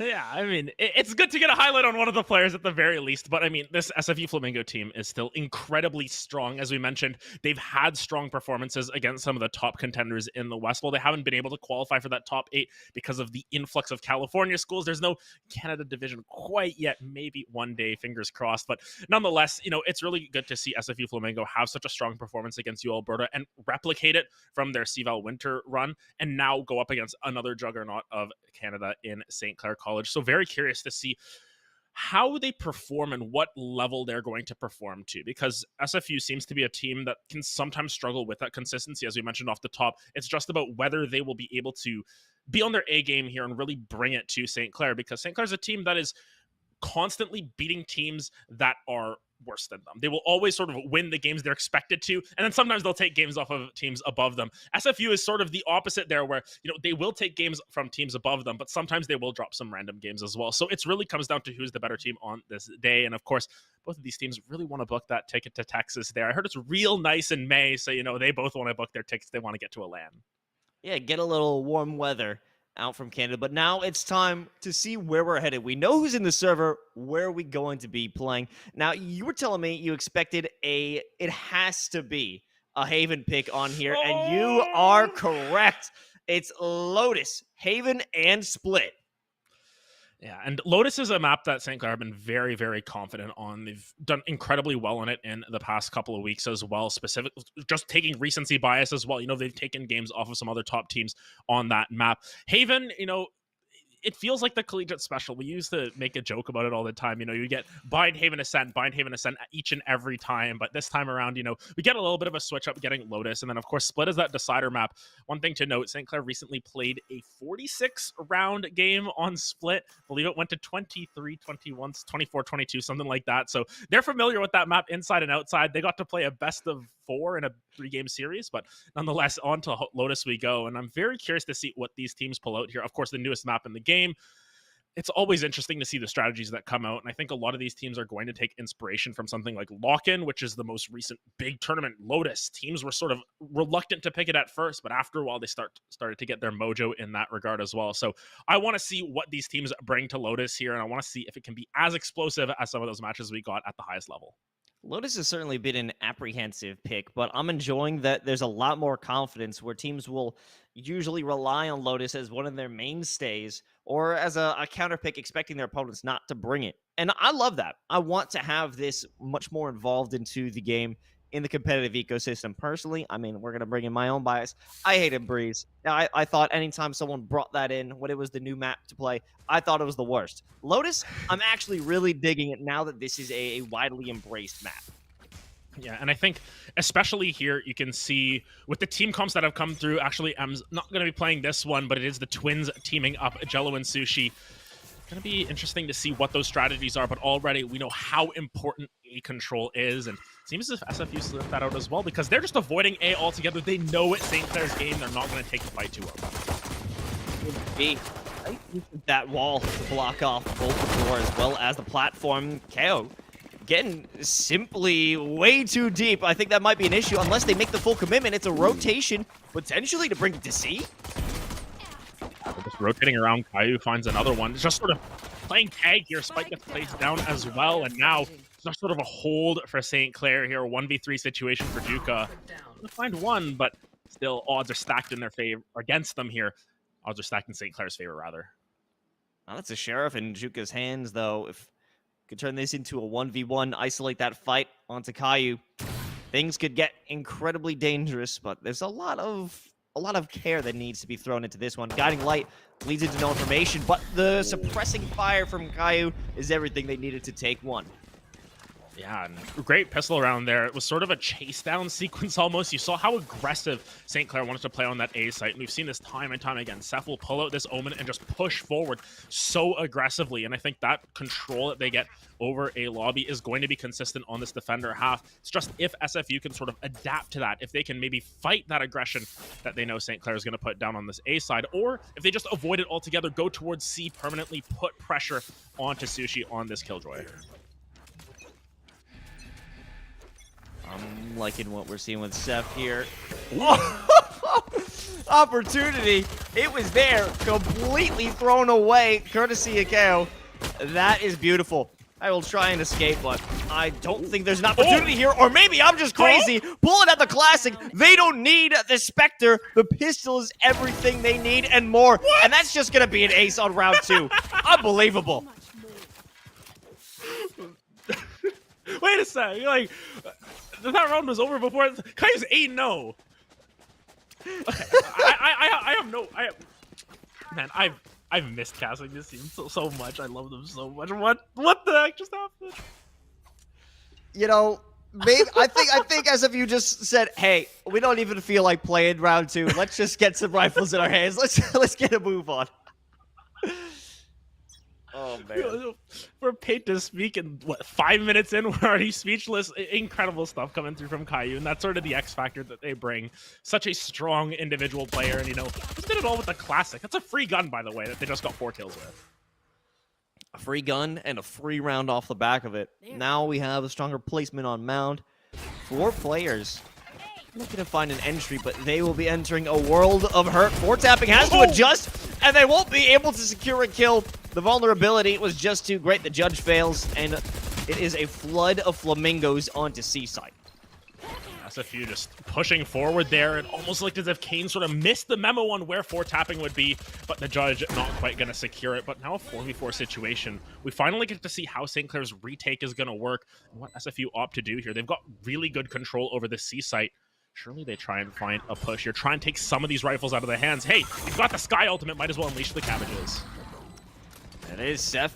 Has some information, a long-range Spectre play. Unfortunately, Sushi on the other end isn't able to make a connection. And Kane is looking for a third. KO might be able to secure this kill, but in the end of the day, it is going to be a Flamingo round here. Seth's just looking for a rifle, maybe. Yeah, and Seth might actually just try and die to Spike here to prevent that orb from going over. No, KO didn't really want to take that fight, but nonetheless, it's going to be a nice little pickup there for SFU, sort of get their buy round back in their favor. But of course, as we all know, Valorant, the game doesn't really start until round 4 when everyone's got those rifles in tow, sometimes even later than that, depending on how the economic structure works out. But nonetheless, Caillou dropping that ultimate, not really getting a whole lot, at the very least setting up for Seth to take another rifle out of those hands. Doesn't seem to matter too much in the grand scheme of things, though, as it's just going to be Juka on the judge, so might be holding some of these closer angles. Difficult to see how this Viper specifically is going to find these angles, but we'll have to see what their game plan entails. I think that's going to rely on nobody from St. Clair taking a forward peek beyond this toxic screen. However, with 3 players here, not likely, but you also have to deal with the fact that Jello sent over that toxic screen in A lobby. Not much they could do off of that. And this is what I mean. Each and every round, you see how much utility St. Clair are dumping into A lobby just to get that control. Now those Seekers coming out on the opposite side. Suchi's under a lot of pressure here. So much damage. 40 health, just barely going to get out alive. And now it's full retake mode activated. It feels for the side of St. Clair. Getting the entire site cleared out here, but I might actually get here before they're able to get that plant down. So much utility being placed here, and unfortunately, it's too much too soon as Sushi prevents Ground from securing the plant, and now it is under their control. They completely expose themselves if they want to plant, but Kane is putting in work even further. Possibly a third. It is a second use of the paint shells, and they moved up, but no one is there. She has an unrivaled angle. It all comes down to KO. 2-on-1. No HP gone. Another situation of isolating fights, and Seth realizes that they have to back off. Seth and Caillou just going to try and peek off of each other. You can see the team play coming in here. Each taking sort of their 1v1s at a time. KO, though, 18 HP and a dream. That Spike isn't just the worst spot, though, for SFU. Going to be really challenging to push it up. But, Seth, what angle are you going to hold here? 15 seconds left. One shot to KO will do it. Might as well get it to the head if you're going to do it that way. Seth secures the round for St. Clair. A good look from Flamingo, but anytime they have the upper hand, it's going to come off the back of one individual stepping up in a major way. And in the 2 previous rounds, it's been Kane picking up doubles. And Kane has done a really good job of finding these entries for the side of SFU. It's just that St. Clair works so well together in the latter halves of these rounds, it feels like. Caillou, got all 8 kills out of the way early, now just sort of playing that supportive style with this guy, just sort of setting up for the rest of the team. Even still, though, this buy is just a little bit messy on both sides. You see the Bulldog come out, you see the Guardian as well. On the opposite side, though, Stingers aplenty. Everyone's favorite eco gun that is still nerfed, but it's still quite good in its regard. Seth, though, holding this angle once again. It's 5 rounds in a row that they've done this exact same setup, and it just feels as if SFU haven't quite figured out the keys to success on this A side yet. Personally, I'll never turn my back on the Stinger. And Seth not turning their back on this exact same setup. I feel that SFU, they have to be aware of this, or maybe they've never had an opportunity where Seth actually put that position into work. So we're just seeing it being replayed. Nobody else knows. Sushi holding it down. And that's going to cause an immediate second thought from Crown to exit that dark cover. They don't want to take this fight. Yeah, they're going to wait for more homies to pull up here, but Kane a little bit low. That Bulldog can still be very lethal in these short bursts, as we see there. Sushi picking up another one. Jello sort of teaming the Twins up, finding everyone that they can. It will be the Twins to clear out those last 4 kills. St. Clair get to 4 here. It's a few on their save round, weren't really able to get much. Yeah, it was a nice effort. A good try, I would like to say. Unfortunately, those blast packs from Kane just didn't make that effort. If they were able to secure a landing on the site proper, maybe things would have been being 1 kill goes over to SFU. But regardless, it's actually a round that we've got the rifles and the showstopper for the Flamingos. Yeah, and of course, on that flip side, you're 1 away from the showstopper on 4 tapping. You've got that lockdown available. But now I think they've sort of realized we're not going to dump everything into this A side. We're not going to waste, the first 20, 30 seconds of this round. Let's just explore the opposite side of this map. I want to see if they can overload the Killjoy here. Reckoning coming down as well. And look how quickly they're onto site here. Can they execute properly, though? That's just an immediate util dump, though, attempting to prevent anyone getting the back of sight. Regardless, Spike will be planted. It's inevitable. Could use the Reckoning, but it's a 5v5 for the retake. They use that Reckoning just to clear out sight. The lockdown's still available for retake. That's exactly what they popped. Look at this immediate answer with the showstopper. Gonna get the lockdown. Destroyed on the opposite side. Juka's sort of been lurking around, but hasn't found a whole lot. Showstopper the opposite way, though. 4 tapping, just firing it blindly. Gets 1 at the very least, but Crown and Stu link up for a couple more kills. Sushi with another one, and my goodness, their bodies are falling to the ground here. Caillou has a sliver of health. They're just trying to isolate these 1v1s, but Crown willing to take these slowly, 1 at a time. Is there enough time to defuse the spike? Believe so. The shorty ends up securing it, and St. Clair once again quelling the aggression from SFU, and they're continuing to hold serve here. And that comes down to a realization. They knew exactly what the tools were for SFU and said to themselves, okay, they could take site. We have much more to counter them with. But it was a quick thinking from Kane to use that showstopper in order to break the lockdown. Unfortunately, they paid for it with their life. And while that was good to destroy the utility, it may have been a better position, better use in terms of a actual defensive effort rather than a preventative effort of the lockdown. Yeah, now you can see 4 tapping on this raise, going for the op here. Notice the strategy here. No chamber picked up, going full aggression. 4 tapping sees a sliver of a shoulder. Says, I'm going to be 1 tapping instead.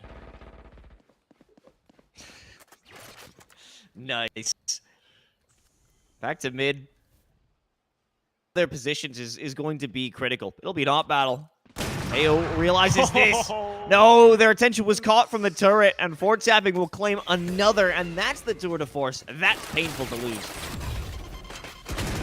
Juka just trying to push forward, but St. Clair, their defense is just so damn strong here. Stu's able to find 1, knock down the op briefly, but still feels as if it doesn't matter. St. Clair are just on a roll here. They're so strong when they get the momentum going in their favor. We talked about it off the rip. SFU, they need to try and come out of the gate strong. They need to show that they are willing to come here and play St. Clair's game. Unfortunately, it just feels as if St. Clair's game a little bit too complex. The 4D chess not quite working in their minds yet. 6 rounds on defense here, and this is a map that we've talked about in the past as being a very attacker-sided map. I am worried if we're going to even get to see much of the St. Clair attack here because their defense has looked ruthless. Not to mention, their ultimates are cycling. 2 players simply one orb away. Four tapping getting way too close, but the paint shells is going to be critical to stop them from attacking. Jello on the other side of that box removes one, and the paint shells will pick off another. This position is already known to everyone on St. Clair, and there's no tactical advantage they could gain from it. They have to head to C, but there's plenty of util waiting for them. It's going to be the Seekers popped as well, but Sushi, very aware of the situation, finds one already. Going to find another one. Great alarm bot, going to vulnerable both of those members, and now all down to the Viper once again, all down to Juka. Finds their one at the very least, taking some of that money out of the hands, but it's still such a challenging situation. 33 HP, not going to be in the greatest of situations for SFU. Oh, paranoia, and the door opens. It doesn't matter who gets the kill here. It's going to be an inevitable one. 4 tapping on the Frenzy. Just because they can. Why not? St. Clair, well-oiled machine. They find it once again. It was a different strategy. You know, they've started to move away from this A aggression.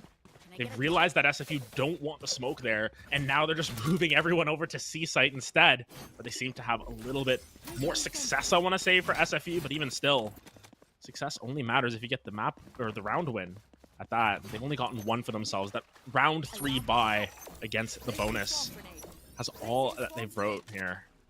West Coast, not having the best of times thus far.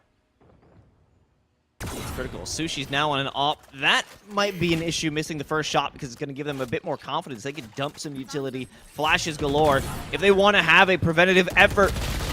Running right beyond that alarm bot.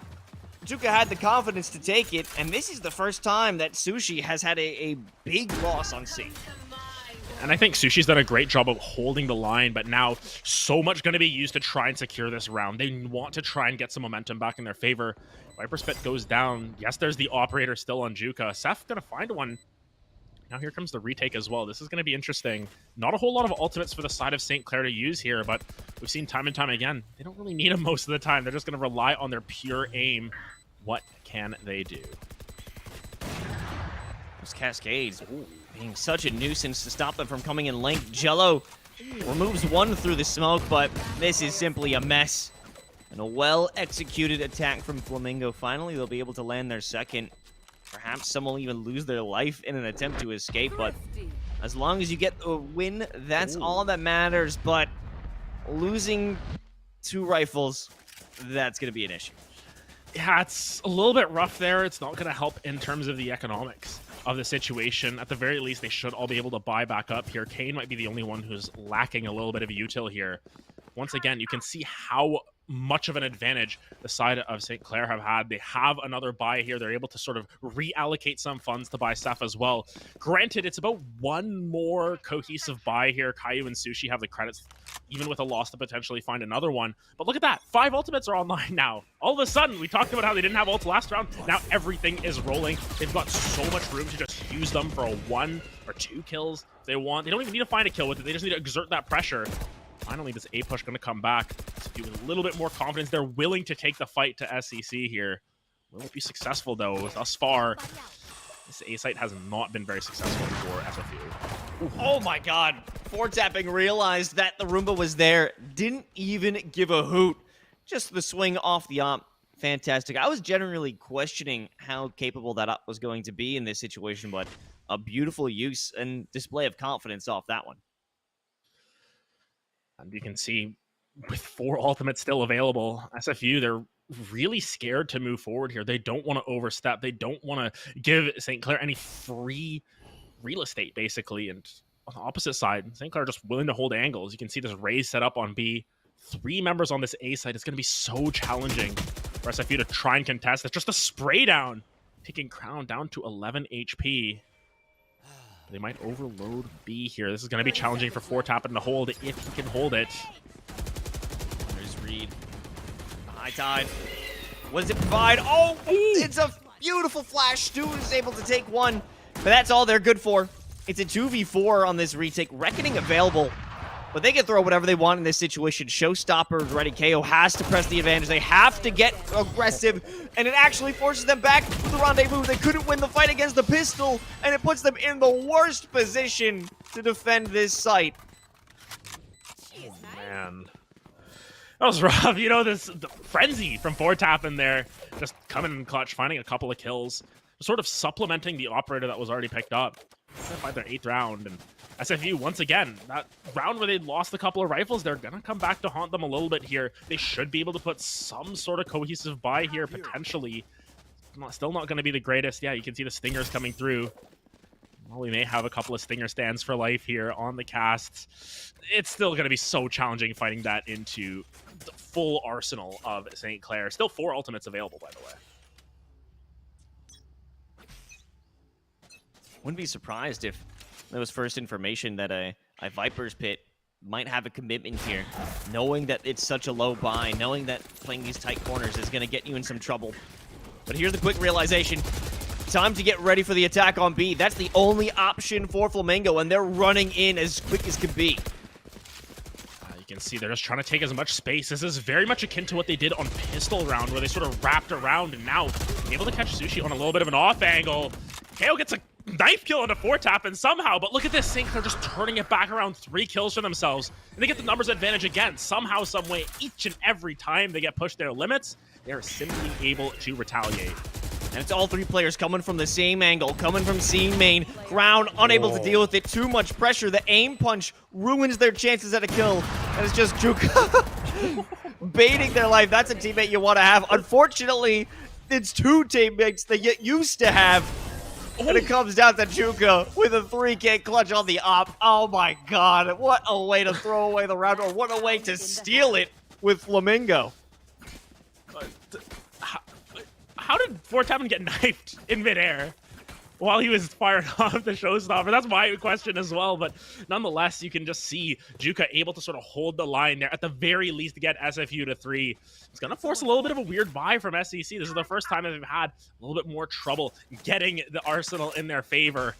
You got a Judge, you got a Bulldog. It's sort of even buys on both sides. It's not clean from either team. An interesting sort of economic state here. Nonetheless, that Viper's Pit you were talking about, going to be invested on this B site, or at least the entrance to B. SFU want nothing to do with that. They're just heading the opposite way. Reckoning going to come down as well. Right? It's in the hands. Oh, there we go. Okay, I think we're going to have a similar play to what we had on an almost victory for Flamengo. Get the plant with the Reckoning, and a lockdown will be used to counteract it. Same case. There is a showstopper, and it's going to be sent through, and it destroys the lockdown. Okay, we're just on repeat, but this time it's actually looking good for Flamingo. Yeah, they get a satchel kill of all things. One of those rare cases where you use it for the damage instead of the mobility. 4v3 situation, St. Clair need to try and find a way in here. Jello going to be the first one to take contact here. 4Tapin's able to find one, but Kane answers in kind. Caillou, oh, that aim is so damn good every single time. Kane finds a third, though. Now Caillou under the pressure of time, 1v2 situation. Can Caillou do it once again? Not in this situation. Juka turning around, losing the DPI there a little bit at the end just for fun. That's 4 rounds at the very least. That's if you bring it back to close out the half. And it's a good way to do it. Gives you a bit of confidence moving into this second side. And I'm curious to see when there's post plants, when there are good, effective post plants, SFU have been able to put in some damage, so maybe when they're the ones who are waiting for attackers to walk into their crosshairs, it might seem to be a better story. And I think they also have a team that offers themselves as a much better defensive team. I think that's a major thing as well for just their dynamics. You know, they win 3 of the last 4. They need to try and find some sort of agency back into it, and it feels as if their post plants have been rather strong. If they can get the spike down, they're able to hold the site a little bit easier. This time around, they don't have to put down the spike. They can just hold the site from the get-go, and that might be to their favor. St. Clair, we saw them put so much aggression towards A site on the defensive side. Now we're going to be trying to do that on the opposite side here. These Viper walls, though, just making a maze here. It's so difficult to just snake your way through here. So many different walls to deal with.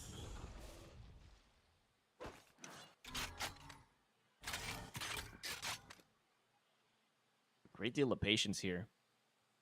It's going to be Caillou and Seth, the first ones to make contact. And that's a quick realization. Quick in turn with the toxic screen. It's actually just to gain entrance into B. Try to just rotate around, play a couple of mind games. That's an interesting cubby for a flash. You know, you learn something when you cast this game as well, but gotta get that plant down, and now maybe on SFU to try and retake the site. Crown finds one early, trades going back and forth. It's 3v2. There's not a lot of health on either side. Stu able to find one, 2v2, but Juka has 3 HP. Sushi's on the flank, and they know they're in trouble. Juka has to move, and they will be healed. That's going to be solid for them. Unfortunately, it's just not enough health, and I don't even know how Sushi got that, but hey, it is what it is. Pistol round going to St. Clair, and the agent, the player distribution there was looking a little shaky, but it actually worked out perfectly with Sushi putting that extra bit of pressure on C-Link.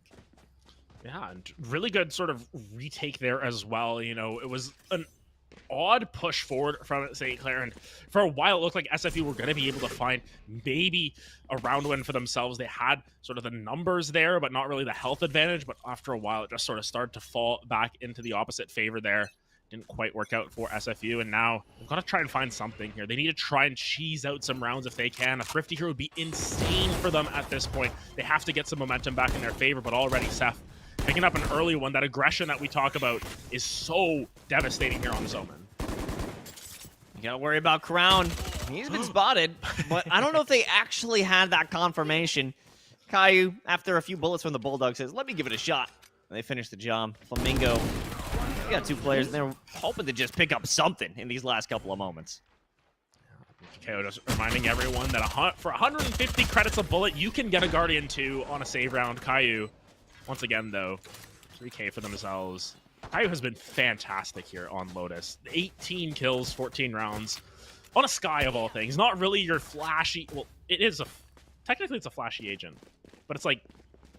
The sense of it, you know? It's not a Raze. Raze is like a flashy, okay, cool, I'm showing off. This guy's just a flashy agent. We'll just leave it at that. Thank you, Caillou, for your service, and thank you, Adam, for the explanation there. That's what you get, a top tier analysis. But now, once again, every single round, it seems like St. Clair, they just love A site. They love this A site. They love putting presence there and then just leaving. That's exactly what they do once again. You know, that's actually how you. That's how you flirt. You know, you just do a little bit and then you leave. I'm not actually interested. That's how you get Flamingo to care. Top for Ford's having a double satchel in. Nobody's there waiting for him. Stinger in hand, but the pressure is simply too great. I think that's going to be an issue with KO, but they got pretty darn far. Yeah, they took the long walk over, but unfortunately, like Liliati, the walk did not end up finding its mark. KO, though, sort of holding this angle. And once again, SFU on their buy around against the SCC. Oh, never mind. SCC are just finding multiple members in return. It is Jello, though. Last one left standing with a frenzy. Not in the best of situations. Got to get into that cove. Are they going to stick it? Oh, Kane is way too aware of this one. Kane finds 3, and SFU once again repeating history, winning their buy round, but it was costly at that. Yeah, 3 rifles is going to be hard to replace. And one more time, it's Kane who steps up a 3K in that very hectic moment trying to exit from CT. The crossfire was simply oppressive, but they were able to break on through. And, you know, it does come off the backs of some sacrificed lives by the rest of the team. But this is a player who's been able to take very, very grim scenarios and convert them into positive potential win situations. And I think that you just need to try and find as many positives as possible and take those into consideration and continue to push forward. Love that interaction there, Sushi, finding KO on the opposite side of the wall. Bullets apparently hit you before you can teleport out. Nonetheless, it is traded, and now 4v4. This time around, though, A-Site is looking a little bit clearer, and I'm very interested to see how they execute here. The Seeker is definitely going to spot some members out. Caillou's so far up, though. This has to be the first time that we may see a plant on A. Ooh. Seth, not even interested. Nope, they're not going to A. No one cares about A. They're headed to B. It was a bait. Kane's an issue. Caillou resolves it. Now it's Juka with the judge. Gonna have to lay the law down here with that turret. Is such a snitch every single time. You can't sneak up with the judge. And now it is Stu who has to cook. 1v3 situation. Oh, Turt's looking the wrong way. Sushi gets baited out by that, and now Stu. What can you do? You got 81 health in a dream here. I don't think he's gonna invest those Seekers. Nope, Seth is gonna come off the top rope there. Find the win. It was a good attempt coming back the opposite way. Took some rifles out once again. This economic situation for both of these teams has been in the flux, but now SFU down to the last couple of rounds that they can give here. Can they even afford to save at this point? That's the question. I would say there's no chance, Adam. It has to be all out for the entirety of this map. That's all they could do. SFU, they've got the cabbages, they've got the showstopper. They need to put all their money into rifles and securing some of these early kills. If they aren't able to do that, if they allow St. Clair to simply rush on a site, the retake is going to be incredibly difficult. Not to mention that St. Clair, they've got 3 ults of their own this time around. The Omen Ultimate, of course, not going to be giving you the most combat power, but potentially some mind games to come through. It's more so that showstopper that's going to be popped. Coming in onto site for Tappin. Will get their one. Juka, very, very happy to get at least their trade there. 4v4 now, though. Sushi this time just going to pop that lockdown. No chance that Kane gets to it. Yeah, they're way too far away. They're just going to give up the site, and this is all St. Clair's C site. Not much they can do about this one, and that is painful. KO sticking around in Link, hoping that someone got interested in an extra push. Kane, oh, the showstopper goes absolutely nowhere. And the last two are trapped.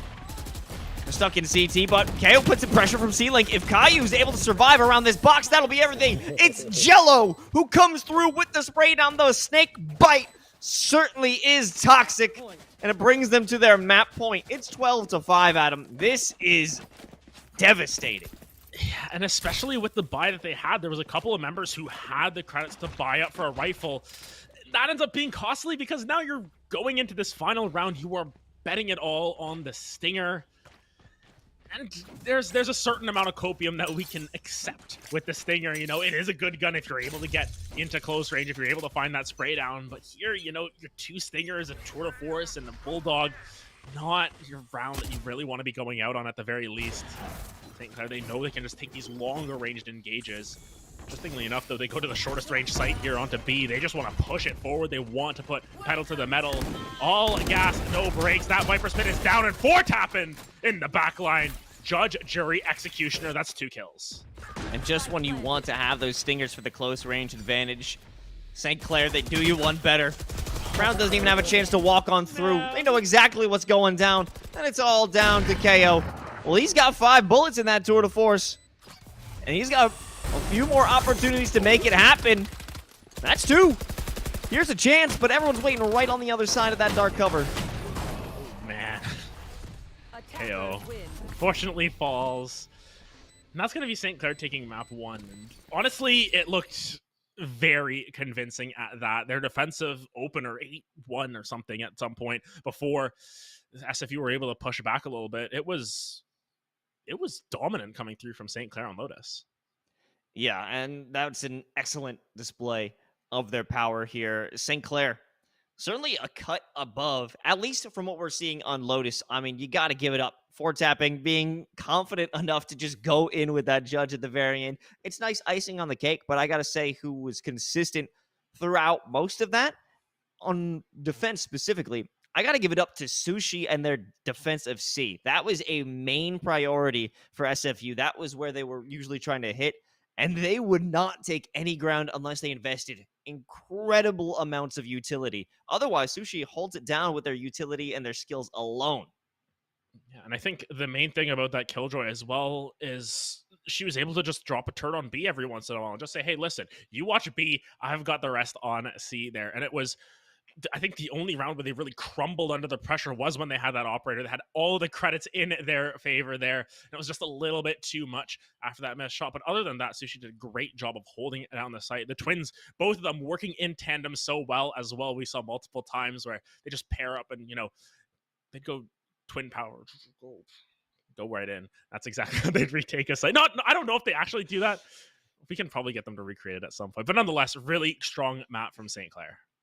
And we'll see if they can keep it going, or maybe SFU will bring it back as we head to Haven right after this quick break. So don't go anywhere. The CECC Canada qualifiers will continue after this.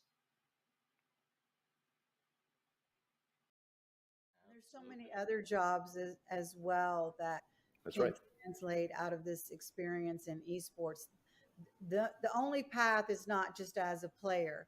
I think all of us are representative of jobs in esports, but it mirrors traditional sports in pretty much the same way. You've got, broadcasters, you've got production people, you've got marketing and sales, and now NIL and things like that. But really, esports is kind of a great accelerator for a lot of new businesses that are coming up in the metaverse and Web3, and there's a lot of new technology that is going to be needed. And so these STEM students that are also esports athletes are really the future workforce and leaders of tomorrow. And us, as well as all of our brand partners that we work with, really recognize this. And I think that's really, a key driver of why brands are in this space. They want to be part of building that future workforce and leadership and shaping it and supporting it. So, yeah, it's been a very interesting space to watch. And we offer such a big, we offer such a big counterpart to traditional sports also, because it's a counterpart, but it's also the same, is what I'm trying to say. Because when you're traditional sports and they're done after their 2-a-day workout and they're done after their practice scrim, they're coming home to play Call of Duty and relax and put their feet up and get a drink and play video games. It grows their brain, problem-solving skills, and their hand-eye coordination while they're home. Hand-eye coordination, if you're a football player, massive skill. So it helps build those things while they're off the field. And then for us, vice versa, if you're an esports athlete, one of the errors I had growing up when I was competing in esports is that I was not active enough. I played sports, I competed a little bit, but I wasn't active enough truly when I look at it. So that's one area that esports players can learn from in terms of activity and physical and the marrying of both. People say, oh, sports and esports, video games. Not really. We're just kind of the tech industry's competitive form of competition, as to where traditional sports are more physical, hands-on. So I believe in the marrying of these two sectors and that they actually live together while also being counterparts. Well, I think then to speak to something about marrying, right, from traditional to esports, that to me speaks to this whole new thing, at least again from you guys, right? You guys have more traditional sports background, right? Paul, Mike, and all of that. But I think let's talk NIL then, because I think that's something that I think is really interesting, that at least when I heard about it, right, of what we're trying to do with, esports athletes, schools, programs in general, because it wasn't something you would think normally, right? You could understand, right, football player on the field, star quarterback, it makes sense, right? The guy is somebody that everybody knows on campus, whether you're on the team, off the team, or you're just going to the school, it makes sense. But I think, nowadays it's not as common, or people don't think that they could be somebody that their name is out there, right? Or that they're known, right? As we're growing the space, as we're putting this together, it almost feels really interesting that, your star entry in Valorant, or your star forward on Rocket League, right? Whatever the case might be, now they can have NIL deals. It's a thing out there, and I think, I don't know, maybe Mike, you want to start off, but I think thank you for teeing that up. So I was talking for too long. I forgot to bring NIL into the mix. So it's a common occurrence, occupational hazard. So I would say that so NIL for I'm sure most of you watching understand what it is, but NIL stands for name, image, and likeness. Name, image, and likeness, that term has been utilized to describe the transition of traditional student athletes, NCAA athletes, and their ability to monetize their name, image, and likeness. It went live July 1st, 2021, and it has continued over the course of the last nearly 14 months now. It's an interesting term because it's been co-opted.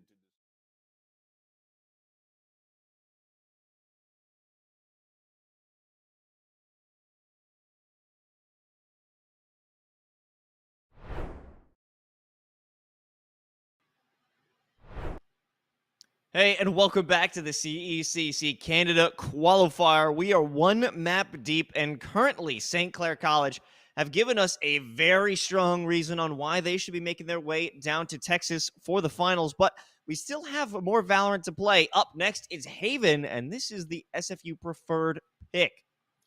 Yeah, it's interesting to see them opt for Haven here, because one of the main things that I look at is you look at some of these newer maps like Lotus, and it makes sense that maybe a team like SFU hasn't played it as much in that situation. But when you want to counter with your own map pick, it feels a little bit odd for them to be going for such a classic map. I think, Haven and Ascent are those two maps that teams have just played so many games of. I think if you look at, if we had the access to scrim information, we would just see all these scrims from like their times before, like years ago. It's just Haven Ascent, Haven Ascent, Haven Ascent, Haven Ascent. It is interesting for them to opt to go to a map that St. Clair is most likely still quite confident on overall, but I want to see what sort of tech they pull out here, because SFU, they had some flashes of brilliance, but it just didn't end up piecing together into large strings of round wins. No, it was simply one or two isolated rounds that would allow them to find that success. And we saw that at the end of the first half.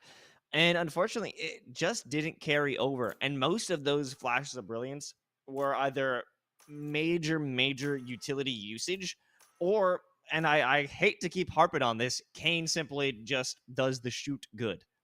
Yeah, and Kane had a fantastic performance.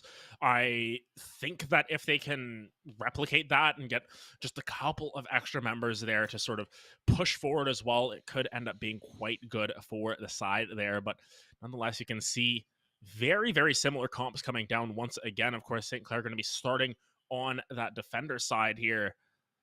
I'm interested to see what sort of strategies they come through with, because we saw their defense on Lotus, and it was very strong in the early stages. Pistol round especially, they were just able to find so much space constantly through A main. And in this situation, Haven doesn't really have as many windows to just sort of push forward aggressively like that, unless you've got something crazy like a Harbor, which we don't see. But nonetheless, we'll see what sort of strategies they employ, if they're going to push up mid aggressively, or if they're just going to be sort of playing your standard Haven gameplay, wait for them to sort of pick a site and then play for the retake.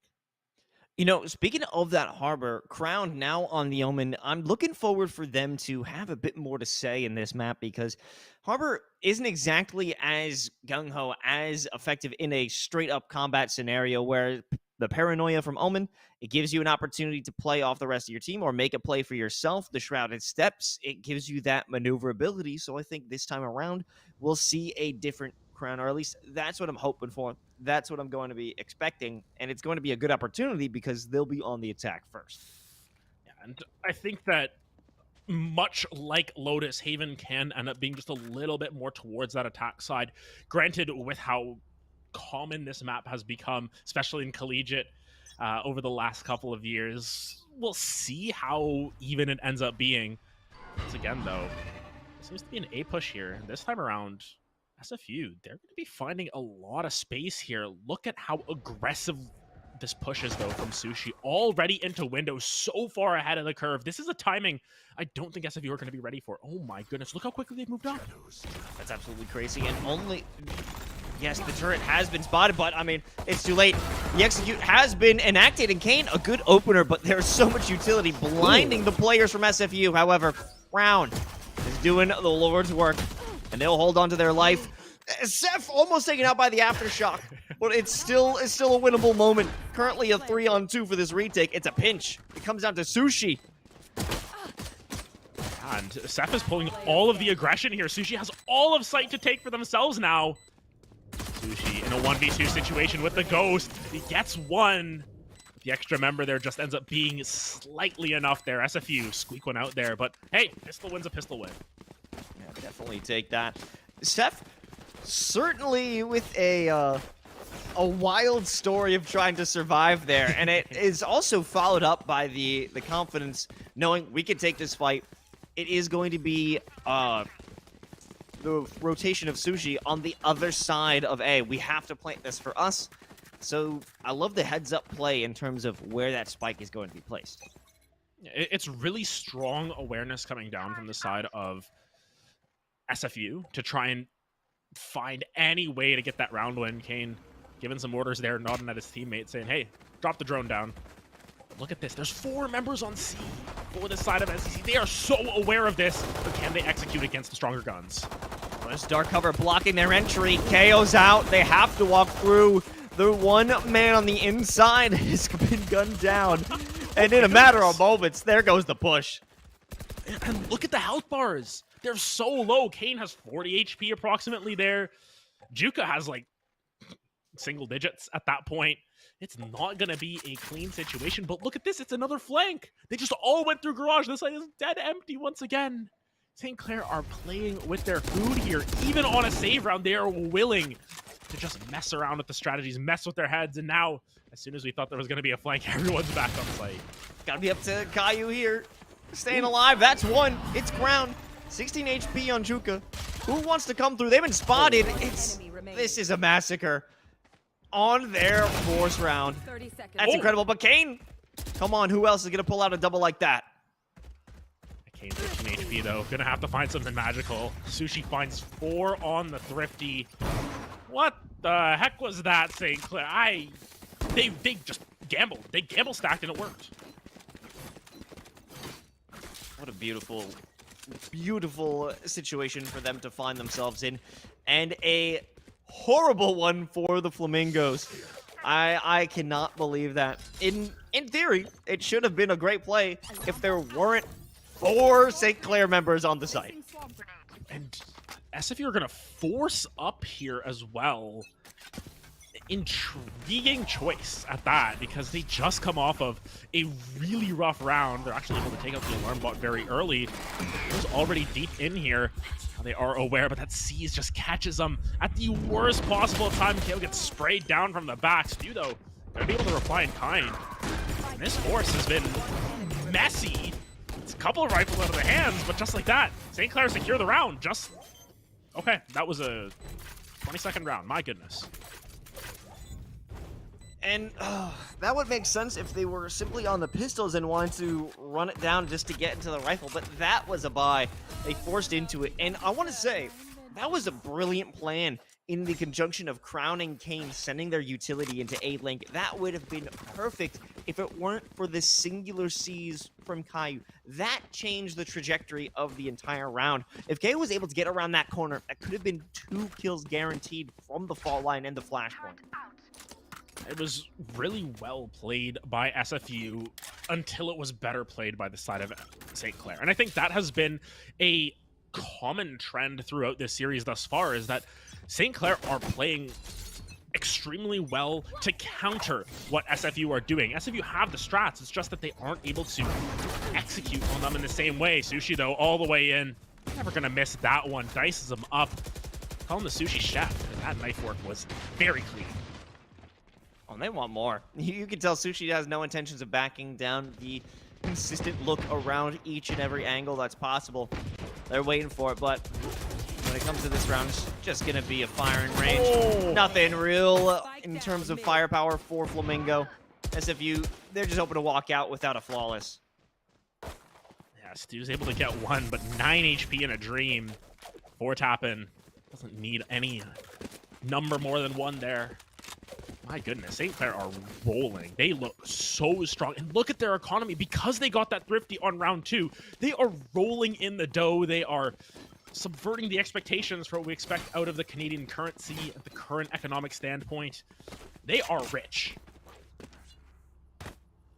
Yeah, and that's in US dollars right now.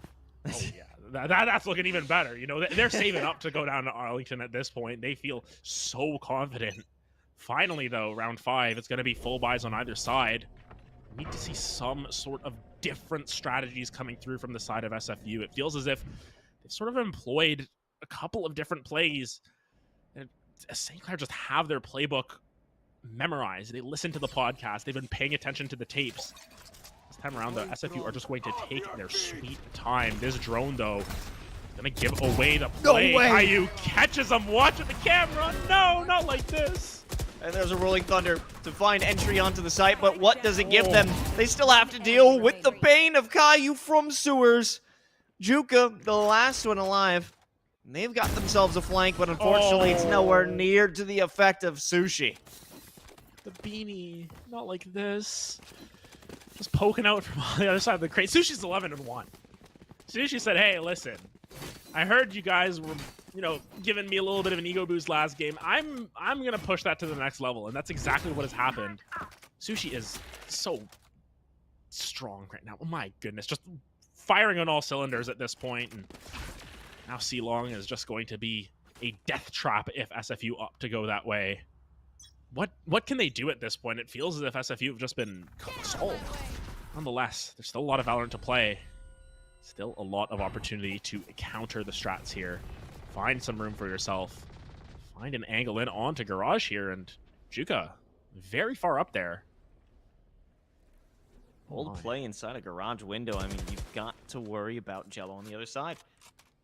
But at this point, it's still up in the air where SFU is headed. They've got a strong idea that it's going to be towards C. 4 players down C long. Sushi looking right into Garage. And now they've got some information off of Jiggle Beak. Sushi just rips one down long.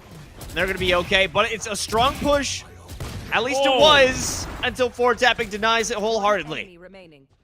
Yeah, now just one member left. Sushi with that operator needs to be careful. Will get taken down. Kane needs some heroics, but behind the breach is another breach. And it is Jello who secures the round up. Finally, it seems as if SFU are able to get a couple of kills in their favor at the very least. They take down Sushi. They take down the raid boss. But still, those round wins are oh so important. You can win a round without finding a kill. You can't find kills with the... You can find kills without winning a round. I was going for something there. It didn't work. No, I liked it. I liked it. It was good. It was working until it wasn't. That's what's going on.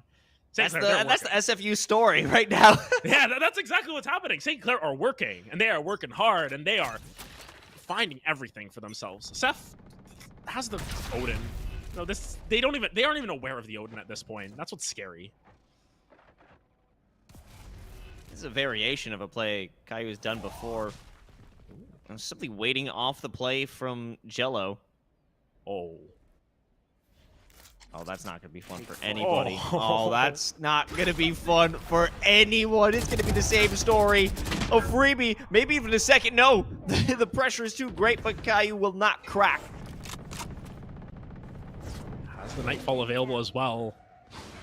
A bunch of ultimates available for both of these teams, actually, if they opt to do so. Oh, Seth, though, peeks a little bit too far. KO's still going to be able to find that.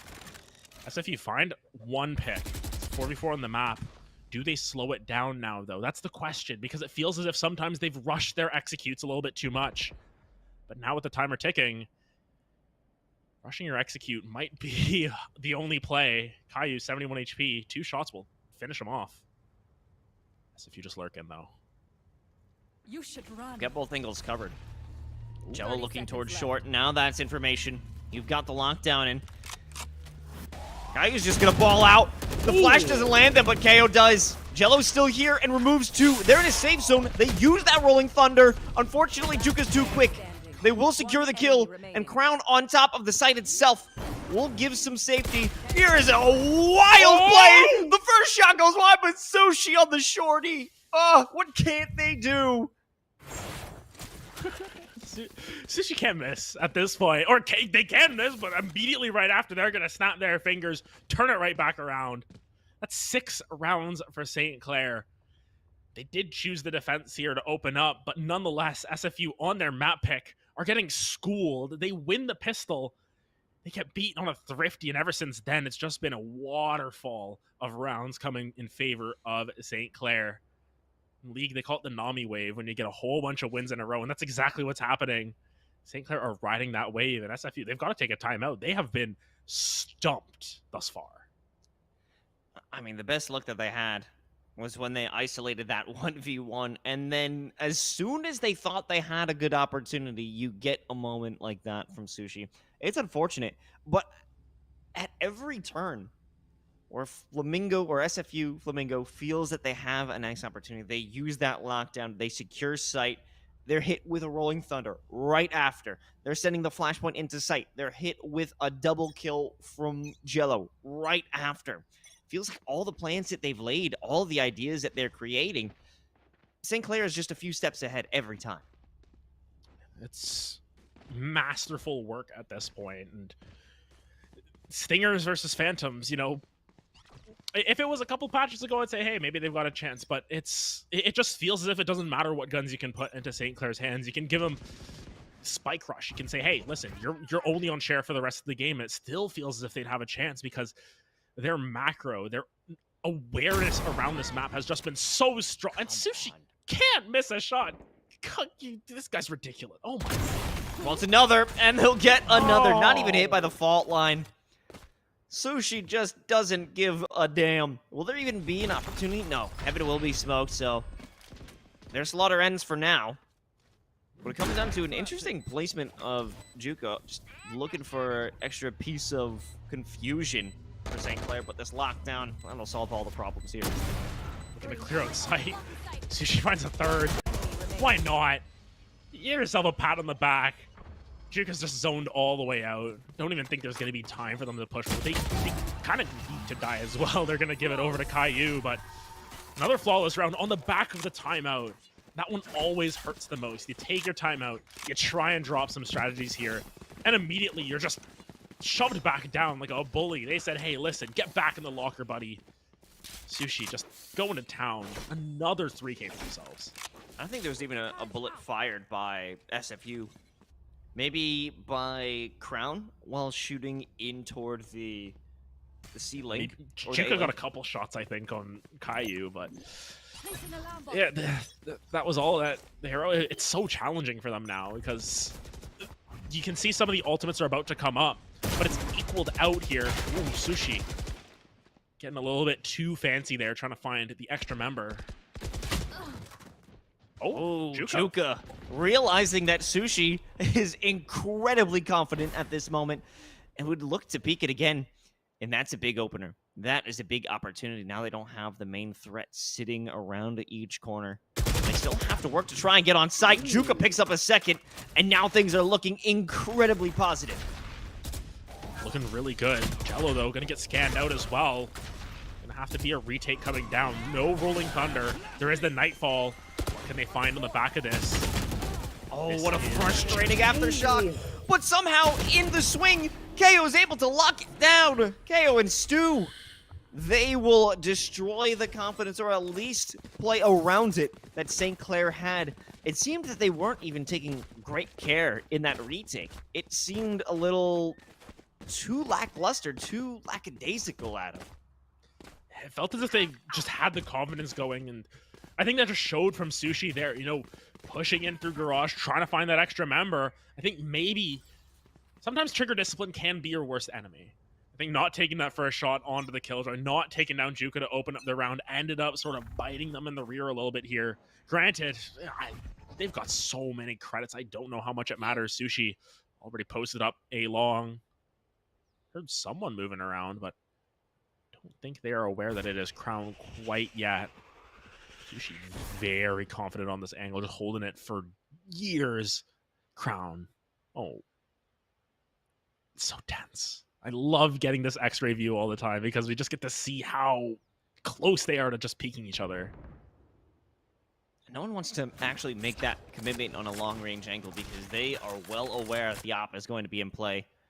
And B, at this point, it seems to be their best bet. And now that the op is confirmed on A long, that's got to be the move. It's hard to doubt Sushi at this point. They overheated a little bit last round, but even still, they are able to hold the line. Seth, though, could be under pressure. Oh, spots out one. They're aware of the other now. It is all too clear.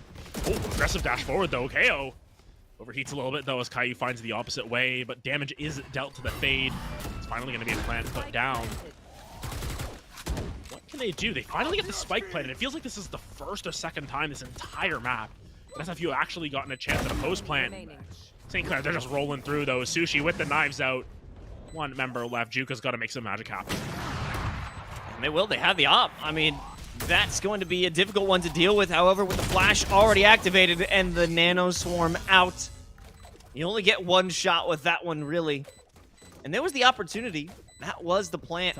But immediately after, Kane went in to take a fight on C-Link. And that's That's actually a good idea because you want to reduce the amount of angles that you'll be attacked from. You had Juka down by the boxes and grass with the op. That was going to be covered. If you isolate it down into a singular fight on A link, that looks much more favorable. Unfortunately, that push didn't pan out how they would hope. And I think a lot of it just comes down to the fact that B is such a difficult site to hold against the likes of this Omen, against this Fade, especially if you have some of that util available. It's just trades back and forth every single time. St. Clair just trading up, getting an extra one. Now though, KO gonna drop those knives. For the first time in a while, it seems as if they've gotten the read somewhat right. There's no one on C site yet. They're gonna get at this for free, but look at the angles from Garage. This is what's gonna be so contentious. There's 4 members already very close to site here. It all comes down to that timing. Not much to use in terms of actual retaking ultimates. You've got that from the shadows, but nice placement of that lockdown. Or I would say nice use. The placement, not exactly my favorite because there's still some workability in the back of sight. Unfortunately, things are good. What? It's been a double kill from the Aftershock. That is horrifying. Now it's time for a Rolling Thunder as they look for the defusal. No one can contest that unless Juka actually secures a kill in the days. It's a half on the spike, so there's still an opportunity. They can make the commitment. The smokes are still here, but the smokes have cleared. Juka and Stu, they hold it down in what should have been a St. Clair victory. Yeah, the lockdown was interesting placement. Didn't quite cover off that back angle that you were talking about. But then what just happened? The Aftershock finds 2 somehow, some way. And then at the end of it all, it doesn't matter because Juka's able to hold it down. This Killjoy from Juka. The Viper last map as well. Just Juka in general has found some incredible clutch plays out of nowhere. Creating them out of thin air. The only thing is that they've only happened a couple of times. You need Juka to keep finding these plays for SFU. Because each and every time that Juka makes one clutch play, there's 4 coming through from Sushi, it feels like. Oh, there's another. There's one, yeah. Add it to the list. Oh, Jello in some serious damage. Ooh. And that's a good flash, but Stu was able to sneak around the box and secure the kill. Unfortunately, well, fortunately for SFU, they've dropped it down into a 3-on-3. Juka's in a perfect moment, catches 4-tapping in the middle of the From the Shadows. Ultimate wasted. And Seth is here. The last bastion in the last round of the first half. And they're just going to send it. Most likely going to easily glide into a round for SFU. Not as easily as they thought, but it will be a final 4th.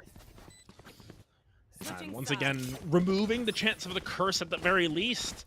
But man, this scoreboard looks real familiar to last game in the sense that, once again, it's 1 round picked up early from SFU. They find 304 on the latter half of the second quarter. They find a little bit more momentum there, but now it just comes down to what they can do on the opposite side of the map. St. Clair now going to be on that attacking side. Comes down to what SFU can sort of cook up for themselves once again. Will it be better if they're walking into these angles? Will SFU sort of match the aggression that St. Clair have found on some of these early rounds? We saw how far up Sushi was pushed on that pistol round all the way behind window. Just barely missed out on the timing there. Will SFU be able to sort of recreate that? Do they want to recreate it at that? Or SEC just going to continue their seamless tear of aggression here, just push forward? Seems to be exactly the case, and that Soba is limping away, looking for a doctor. Yeah, that's a rip of damage. Courtesy of a long-range frenzy, nothing in return. And that isn't exactly the speed I was expecting. You've got Seth here on mid, looking for an engagement, and they certainly got one. This is all about bringing down and bringing the damage onto SFU. Look at where they sort of place the members for St. Clair. Shock Dart's able to pick Jello up the last second. Sushi is so far pushed up. Seth is just lurking on B. There's so many different angles to hold, and Sushi, oh my goodness. This could be the angle of a lifetime. This is ridiculous, and it will be. Narrowly avoiding the fault line. Extra damage onto Crown. But that's not enough. Comes down to Seth. They have to make the move. Oh, the Nano Swarm. I didn't even think of it. That is going to be critical. Now that you don't have this this swarm anymore. It comes down to Juka, and they will secure a 3rd kill. That was a must-win for SFU. They got Juka halfway to that ult as well already. So, you know, if you're going to sort of push back, if you're going to relent against St. Clair, you're going to have to try and find as many rounds as possible, any way that you can. And well, it was a really nice lineup coming through from Seth on that swarm from B. No, you don't quite have the firepower. You don't have the manpower specifically. Juka finding a couple more kills there. Now it's the onus is starting to go back onto St. Clair. They need to sort of stabilize once again. If they can, you know, find another Thrifty for themselves, they're going to be in great shape moving forward. But let's see if SFU sort of hold the line a little bit better this time around, play a little bit safer, take some of these longer fights as well, because we know that Marshall specifically can be absolutely devastating on these anti-ecos. Dark cover at the mouth of C. Crown gets a realization, has to drop the second one. Paranoia to follow. The flash is here. But Juke and Crown, they've got nothing to worry about here. Yeah, just removing any possibility of a Thrifty. Juka finds another 3, and all of a sudden, heat check coming through. Maybe cold in Canada. Juka is warming up real quick here. Sushi versus the world. 1v5. Surely not. Surely not. I believe in the possibility here. But it all comes down to this turret, right? You got a dash beyond it. Or no. Oh. There's one at the very least to start, but 8 HP. Gonna be the most to work with. Yeah, Juka. Gonna solve it out. The turret snitches once again. Gonna say maybe if Sushi had the spike there and was able to sort of play around with them a little bit, drag him around the map, maybe there's a chance, but at the end of the day, it's another 4K for Juka. And now, 18-9 already has that lockdown online that we were talking about. This is going to be difficult for St. Clair to fight up against because you've got the rifle in the hands of your most fed player, your strongest player right now in Juka. Will St. Clair be able to fight up against the lockdown? That's my question. How will they use it to sort of prevent this aggression? Will they use it for retake? What is the plan from SFU to use this? Sushi's plan is to find another kill. Okay, well, Stu is able to bring something back, but immediately after, that's another 2 gone for SFU. One player hiding by the entrance to sewers will certainly be clear now that the information of the Killjoy is on the other side. Jello's just gonna send it like that. I don't know about that one because Juke is now in a power position, but they can only relieve themselves of 2. Yeah, the health not quite in their favor. 33 HP in a dream at that. Still should have enough to sort of buy around here potentially. Might be some light shields picked up. St. Clair though, really strong round to answer there. Sushi finds one, gets avenged by the brother. Be just a shorty, but I think they're playing for the orb here. Still going to be relatively full buys on either side. Crown, you know exactly where they're going. They're going right in their smoke. They're vibing in there. Going to listen to some deathcore and try and bring death to the side of St. Clair. How successful will that be, though, is the question. As far, very passive play once again to open up the round. Those knives popped very early, though. Deathcore just doesn't seem very vibey to me. I don't know. That's I feel like Omen would definitely listen to Deathcore and just vibe out. You know, that's their study beats. You know, leave a comment what you think a study beat is. Let's see Sushi now jumping in. Oh my god! Beautiful. C's keeps Kane just in place, and now Sushi wants more. They don't need the blades. They've got the Vandal knowing someone's on the other side. Unfortunately, that's not going to be good enough. The double swing, courtesy of KO, will lead the way. Unfortunately, there's a second one, and Jello will find revenge. Twin Power's real. Twin Power has to be real if that's the case. This lockdown's coming down. The plan sitting out here. Crown gets taken down as well. Juka cannot answer. Jello cleans up 3 in the round. Twin Power is real. Twin Power is so real at this point. Jello and Sushi are simply proving it to each and every one of us. It's a beautiful thing. And you know what's crazy is that Sushi was running on the Killjoy back on Lotus. Those are 2 very different roles that they're playing, and both of them they excelled in, and that's just one piece, a fifth of the flexibility of St. Clair, but also Seth wasn't running on that on the Killjoy. Everybody has that ability to swap around, a plug and play, mix and match. It's what we talked about off the rip, you know, while we sort of highlighted M's in that regard. Sushi, man, let me talk about your team a little bit more. Stop finding first bloods this easily. As we were talking about with M, you know, with the ability to sort of swap around and everything, you know, it's very much the same for everyone else as Caillou finds another one on the Kane. This team is so adaptable. They've all played all these roles. They're so experienced at this point, playing across so many different tournaments. You can just see how well they mesh together, regardless of who's playing what agent, it feels like. I mean, simply that movement, that maneuverability that we saw from Sushi just to get onto the site was absurd. But they ended up paying for it. 3-on-3 for the retake. 2 players gravely injured. The only one who actually looks like they're in a position to win is KO. They'll head from the top rope. No smoke blocking them, I don't believe. Running into sight. The Nano Swarm, the Jello. Everything is there to prevent SFU from even thinking they could get onto site. Now, once again, they are on the ropes themselves. They're going to have to find some sort of strategy to get themselves back in the driver's seat here. Juka's done an incredible job of just doing anything that they can to pull their team up, pull it up by the bootstraps, and just try and lead by example here. But it's so challenging fighting into a team like St. Clair where you can find a kill onto Sushi and it doesn't matter. There's 4 other incredible players behind them.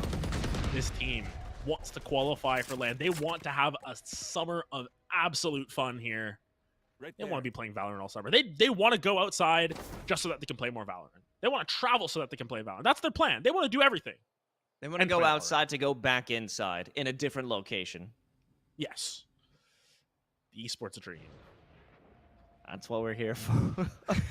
Hey, we want to do that too. We want to you know, yell into a microphone at home so that we can leave our house and then go somewhere else and yell at a microphone there too. Exactly. That's what it's all about. Now, time for the entry, and you know, it's so immediate, but this time no one's there for an instant kill on Sushi. Kane will stay alive only for a moment's notice, but Juka on the flank. It's almost as if the second I said it, forward tapping heard it, and they instantaneously turn around, locked down, dropped in by St. Clair. And it's up to Stu to somehow come out of this, preventing map and series point for St. Clair.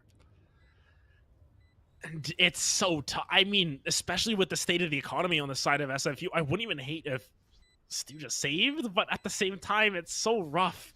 You don't want to be saving on your final round. It seems as if Stu will just cook himself something up in this tower, using the heat of that burning tower to do whatever they can. And it's so unfortunate, it feels like, for the side of SFU. They constantly are able to find advantages that are immediately taken away. And now, championship point here for the side of St. Clair. They've got credits to spend on absolutely anything that they want. SFU. That's how, honestly, that's how I would feel as well. Yeah. Just, man, it's been a rough go of it for them. They've put forward a great effort nonetheless. And again, it's not over till it's over. We'll have to see some magic come through. Stu has the ult, KO has the ult. We'll see what SFU can do. SFU Flamingo on their last leg. 6 map points against them. That's an early Sova ultimate though. Won't get any tags. oh, nice maneuver. KO secures 1, but no tags. Maybe involves information. They're not inside of lobby yet. Still an opportunity, and Kane will apply more pressure. That's the spike dropped as well. Paranoia doesn't hit anybody. And if they want to try and grab that, they're going to be in a world of hurt. Unfortunately, I know exactly what's going on here. Take the sight from the shadows, the spike. Yeah, but Juka gonna be able to take down Jello at the very least. What is going on? They're on the wrong side of the map. They have turned the map opposite side, and Crown now all too aware of this. Not too happy about that situation. They're running over to C. What is this? This is a marathon that they're running for themselves now. Unfortunately, I don't believe forward tapping was able to secure the spike. I believe if you step on it, if you're on top of that. Oh no, he didn't commit it. Oh, it was a redirection. 30 seconds left. It did not matter. A rotate before they even used the ultimate. What a ridiculous sequence of events. Sushi might make it even more wild. Sushi trying to hold the CT. Aware that Crown is around, but on what angle? Oh, the timing is oh so close. Sushi still not finding it. Gonna finally get that there, and now it is a 2v2 situation. SFU, they have to find a miracle to come through. KO finds one. KO finds the next. They are going to barely stay alive by the skin on their teeth. They find themselves a 7th round. We talked about it earlier. St. Clair, they are rolling in the dough. This will be no small feat to pull themselves back into the series. I think there was a top of the previous round. Will we see one in this moment? Run off Sushi just to take those initial fights? No, it doesn't seem that would be necessary. However, KO, they've brought that into this round. They are bringing it here onto Haven. I'm wondering if there will be a similar amount of efficacy in this moment. Depends where it goes. You're certainly keeping me guessing. I have no idea where this jet is headed. I mean, especially, it's a full investment. This is your Hail Mary at that. You know, pulling out the hop, trying to find anything. Before tapping, though, you can see them just sort of lurking over to the side here, taking their time, taking an inventory of how many bullets Stu's firing through the smoke as well. But it's very default. They're looking to open up the map a little bit here before they start to commit to this site. Take 30 seconds, explore the map, see if you can find anyone getting overly aggressive. But the regroup on C here, away from this Killjoy of note, away from the operator, but into 3 members, and yet they might not fully commit here quite yet. Ground's hoping for a moment. Somebody walk on through. Seth doesn't give that satisfaction. Either the judge or the op. One or the other will take you down. Kill for KO. What else to follow? It's going to be the Nightfall. And Sushi up from the top rope supplies the pressure. They remove the op. But Kane out from Link is here. This is going to be a big issue. Seth will get caught out as Stu on the perfect moment moves in from CT. Jello. 30 seconds left. Jello's the one with the spike this entire time. It may have all been a ruse, but are they wiser to it? The spray down. Stu will fall, but Jello 46 HP. Kane, can you find the timing? Can you find the angle? Can you find the spray? Yes, you can. Yes, you can. SSU. Stay alive another round. Once again, costly, but hey, you're starting to chain them together now. And that's all it takes. Simply having the consistency in play. And that move has been read. I believe that's the second time that Kane was able to counteract a dash-in updraft from Sushi. Alternating angles, different positions, but they were both the same result, and Sushi hasn't had an adaptation or a new look in terms of that attack. So now they need to be the ones who will change their thought process, their own ideas of what it means to execute onto a site. Sure, they got 4 rounds to play with, but they don't have a ton of money. Eventually, it's going to run dry.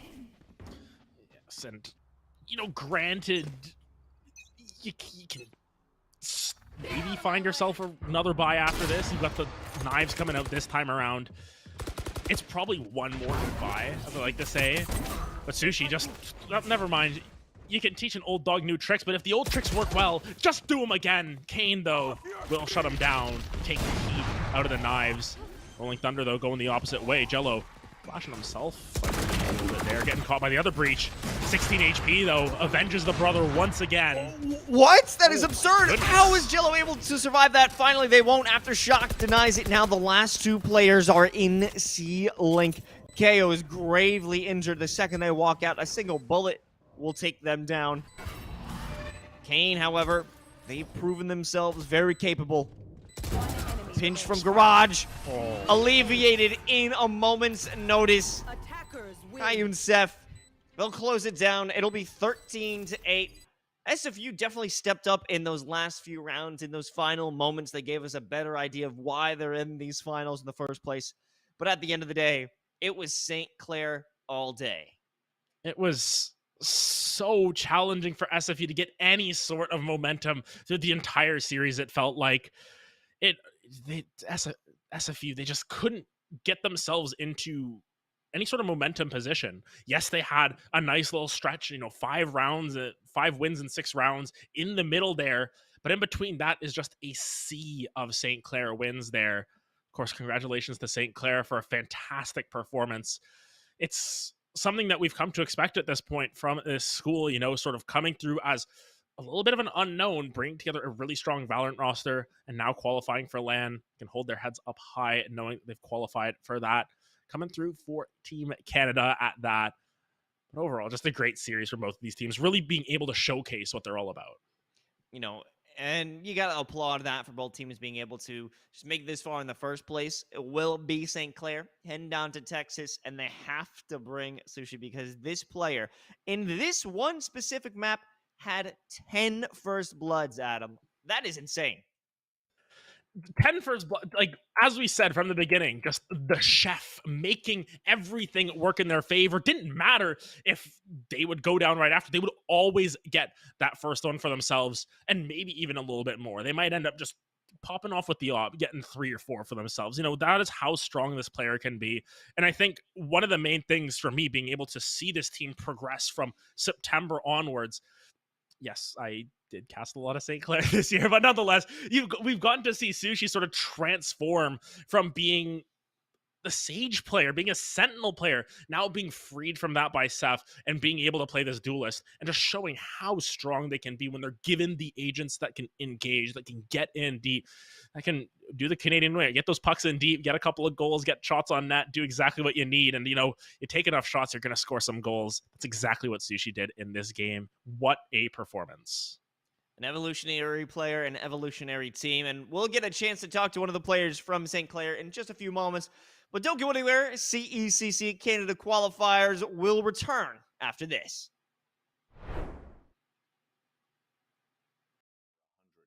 Babe Ruth of the New York Yankees was endorsing brands 100 years ago, and it has continued onward from baseball cards all the way through now, where we have lots of different integrations of how influencers can monetize their followings. So what I would say on the traditional side is it's still a very young space. There are a lot of stories out there regarding NIL that tend to focus on the negative, or how out of control, I put in air quotes, it has gotten. But there is still a burgeoning marketplace for many more student athletes that are involved. About 17% of NCAA athletes are currently involved in NIL, but 65% more than that want to get involved and are curious how to get started. On the flip side, brands are challenged with a few different things in the space. There are 10,000 professional athletes in the United States. Once July 1st, 2021 hit, and you dump every NCAA athlete into that space, that's another 500,000. So brands that maybe didn't have a dedicated athlete strategy when there were 10,000 now have 500,000 plus that 10,000 to figure out how to activate who they are. That's a lot. I understand brands' hesitancy in some instances, but I can tell you that companies like us are on a daily basis educating brands and student athletes as to the software you can use, the types of activations you can get involved in, and how to utilize your followings, or if you don't have to or want to be a social media star, are there ways in which you can monetize it? Now, I know I described that under the umbrella of the NCAA, but I see it as being no different in esports. I think there are massive opportunities for people with followings to be able to use that and connect with brands. I think a company like us can help you to do that. And then beyond that, we can make sure that those transactions are safe for you. I think there are opportunities, not just at the individual competitor level, but at the program level to have a sponsorship go to that. I'm sure some of you out there listening and watching already have deals like that in place, but I think we can continue to enhance, augment those deals and make them more comprehensive and make them, first of all, I think product deals are perfectly fine, but I think we can get beyond that and grow some of these deals to a greater extent. Paulie, thoughts on that? Yeah, what you said is right. So I'll put it in for layman's terms here for just the esports players, because I talk to so many of our athletes that compete in our CECC series that are currently still in college. And basically when Mike Blewett says NIL, what he's referring to is just very simple. If a brand or any sort of anyone wants to use your school's name or your brand or anything with you, there is a deal for you that can be put in place, whether it's product deal, whether it's a paid endorsement. You can, whether you're a macro influencer or whether you're a micro influencer, you can be paid for your services. So most of the people, when I talk to them, most of the, I won't say people, college athletes, they are, intimidated by the word. They don't really know what it means. They've never done anything with it before. And that's what it means. Any single time a brand or anyone at all wants to use your name or do a deal with you or do some sort of activation with you or your school, that's basically what the layman's terms, the NIL meaning comes from. And it's evolving in this space. There are so many brands that want to associate with micro and macro influencers and just get people involved with their products or their services. So all of you, collegiate athletes out there that are competing in esports,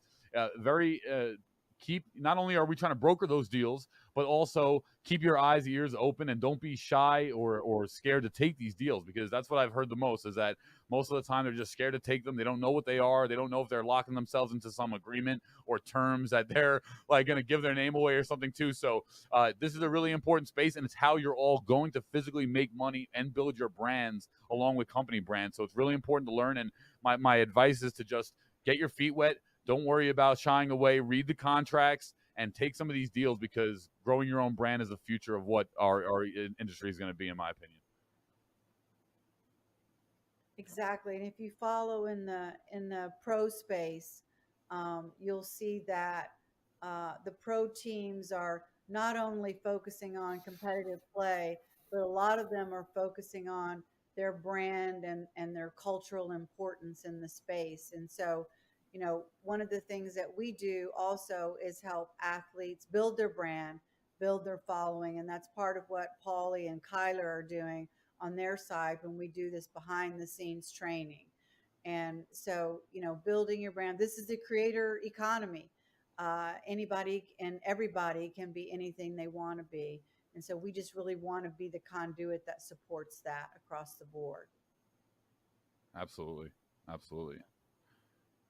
Yeah, I think so. With that said, thank you everyone for, I think, great insights in terms of, for any of you that were watching this and maybe had questions about, what is Esports U, what is CSMG, who are they, what are they doing, what are our plans, right? Well, we know we kind of tried to make a bigger splash in the spring, and we're excited to bring more stuff with you guys for the next year. But I think maybe as we close out here, I know we're slowly approaching on time then, but maybe let's go around the room with everyone here of just what's one thing that we're all excited for this next upcoming year. I know we touched on our plans and a lot of things, but if anyone had to speak, if you had to speak to just one thing of just what has you excited for us as a company, for us as the collegiate or college esports space, right? What's one thing that has all of you guys excited? And maybe we'll start with Mike, since our traditional sports guy, and we'll let Mike speak first. Sure. So I would say many things on the traditional side, but I'll focus on esports. And I'd say the thing that I'm most excited about going forward is, after yet another year of us doing a round of events, I'm excited that more schools will understand exactly what we're doing with our regional events and culminating in CECC and getting more schools involved. I think schools will be more excited to compete in our events because we've established it over the course of a year, and I welcome any and all conversations with getting people involved. I think for me, I'm most excited about the schools and conferences. Mike, that's amazing. That's so exciting. I'm also excited about the brands that we're starting to be able to get involved in this. In our commissioners.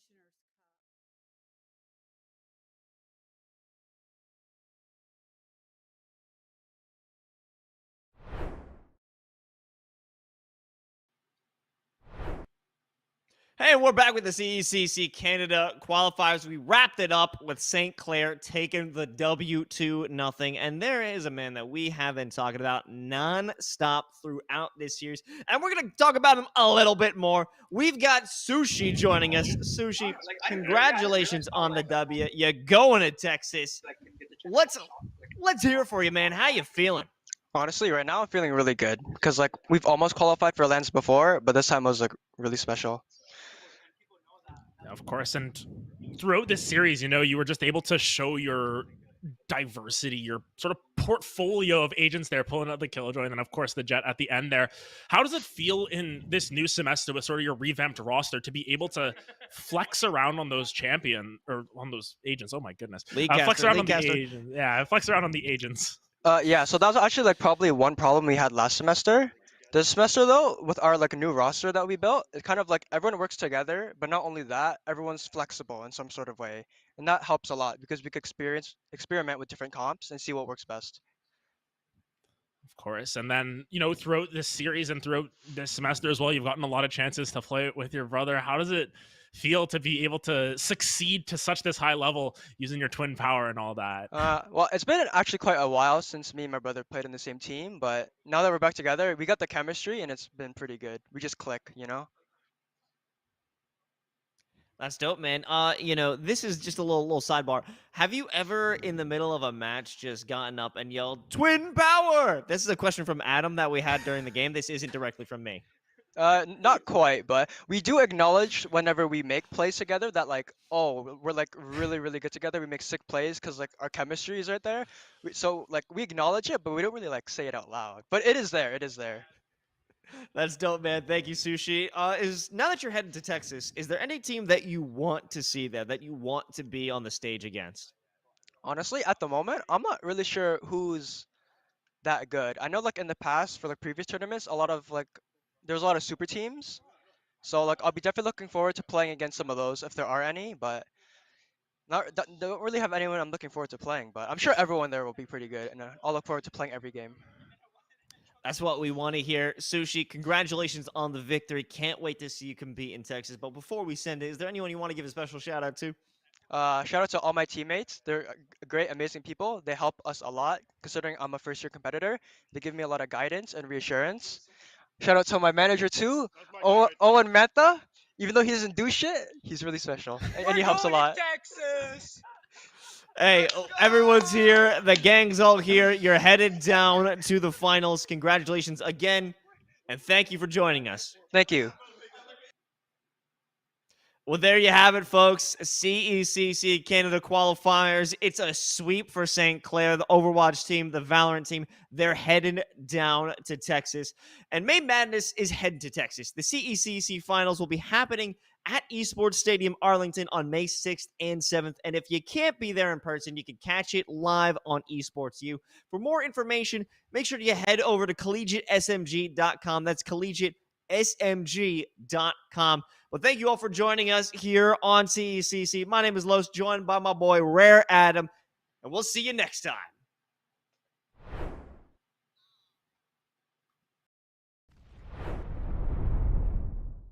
We're at the Collegiate Esports Commissioners Cup. Let's make some noise. Oh, and it's gonna jumped into it. Corner judges go for 1, 2, dip. He needs more. They're doing even more here. You gotta touch the point. Mr. College walks it in. Toy Boy, just gonna drop. Knife him. Right out in front. Yeah, 3, 2, 1, joining.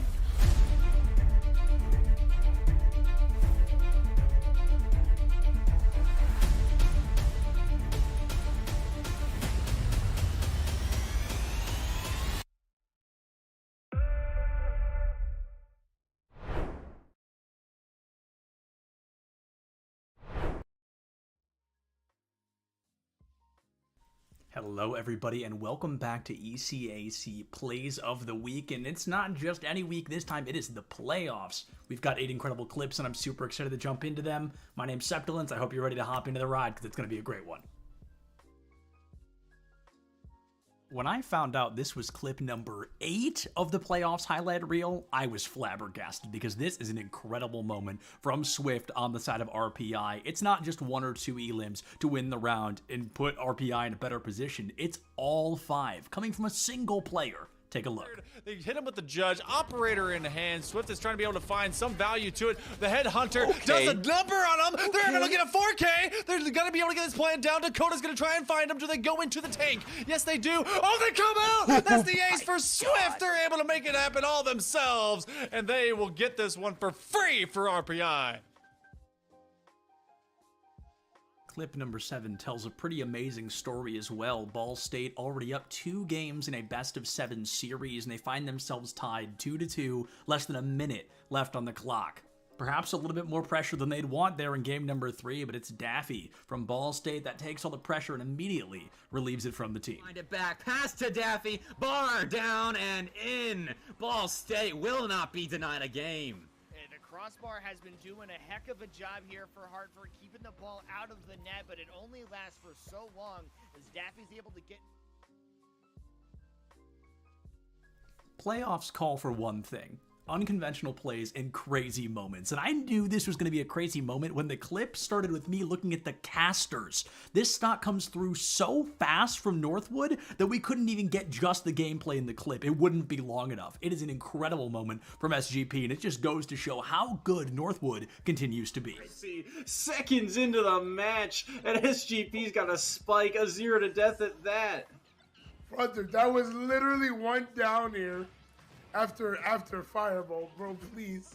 Oh, and now we're playing this dangerous game at the ledge. For clip number 5, we're jumping into one of my favorite games, and we get the chance to see one of my favorite ultimate combinations in the game right now. The Roadhog ultimate and the Kitsune Rush from Kiriko, so unbelievably strong, and it really helps Newberry kind of snap back in a moment where they were struggling to gain their footing once again. To deal with that Nano Blade, you really just have to get around the protection Suzu and the Sleep Dart. Well, there's the whole hog, there's the Kitsune Rush, and there goes the lives of Alfred State. Depressus is going to find a third. That's going to be a team kill. Kitsune Rush plus whole hog, overpowered, I swear. Clip number 4, not quite on the podium, but still very, very impressive. Emery and Henry versus St. Lawrence going head-to-head. Both teams, 2 players left, but Hispanerd wants to clean up their opponents as quick as humanly possible, and quick they certainly were. Yeah, little in fact, PhD actually stands for pretty heavy dude, because Dr. Mario might as well be ahead with how he hits and how hard he can be to kill sometimes. The fact that he has Mario's hitboxes, his get-off move tools, and his kill confirms at ledge, like I said, throw confirms. At the beginning of this video, I talked about the individual presence a single player can have to make or break success for their team. Keller from Fisher College proves that point in its entirety by dropping a 4K against Ball State University and removing any iota of wind from their sails on Kings Row. They could potentially use, be able to make something happen here. Now Ravenstrider is going to use the Kitsune Keller! 2 kills inside of the, oh my word, inside of the Dragons, and now they're looking for a 4K.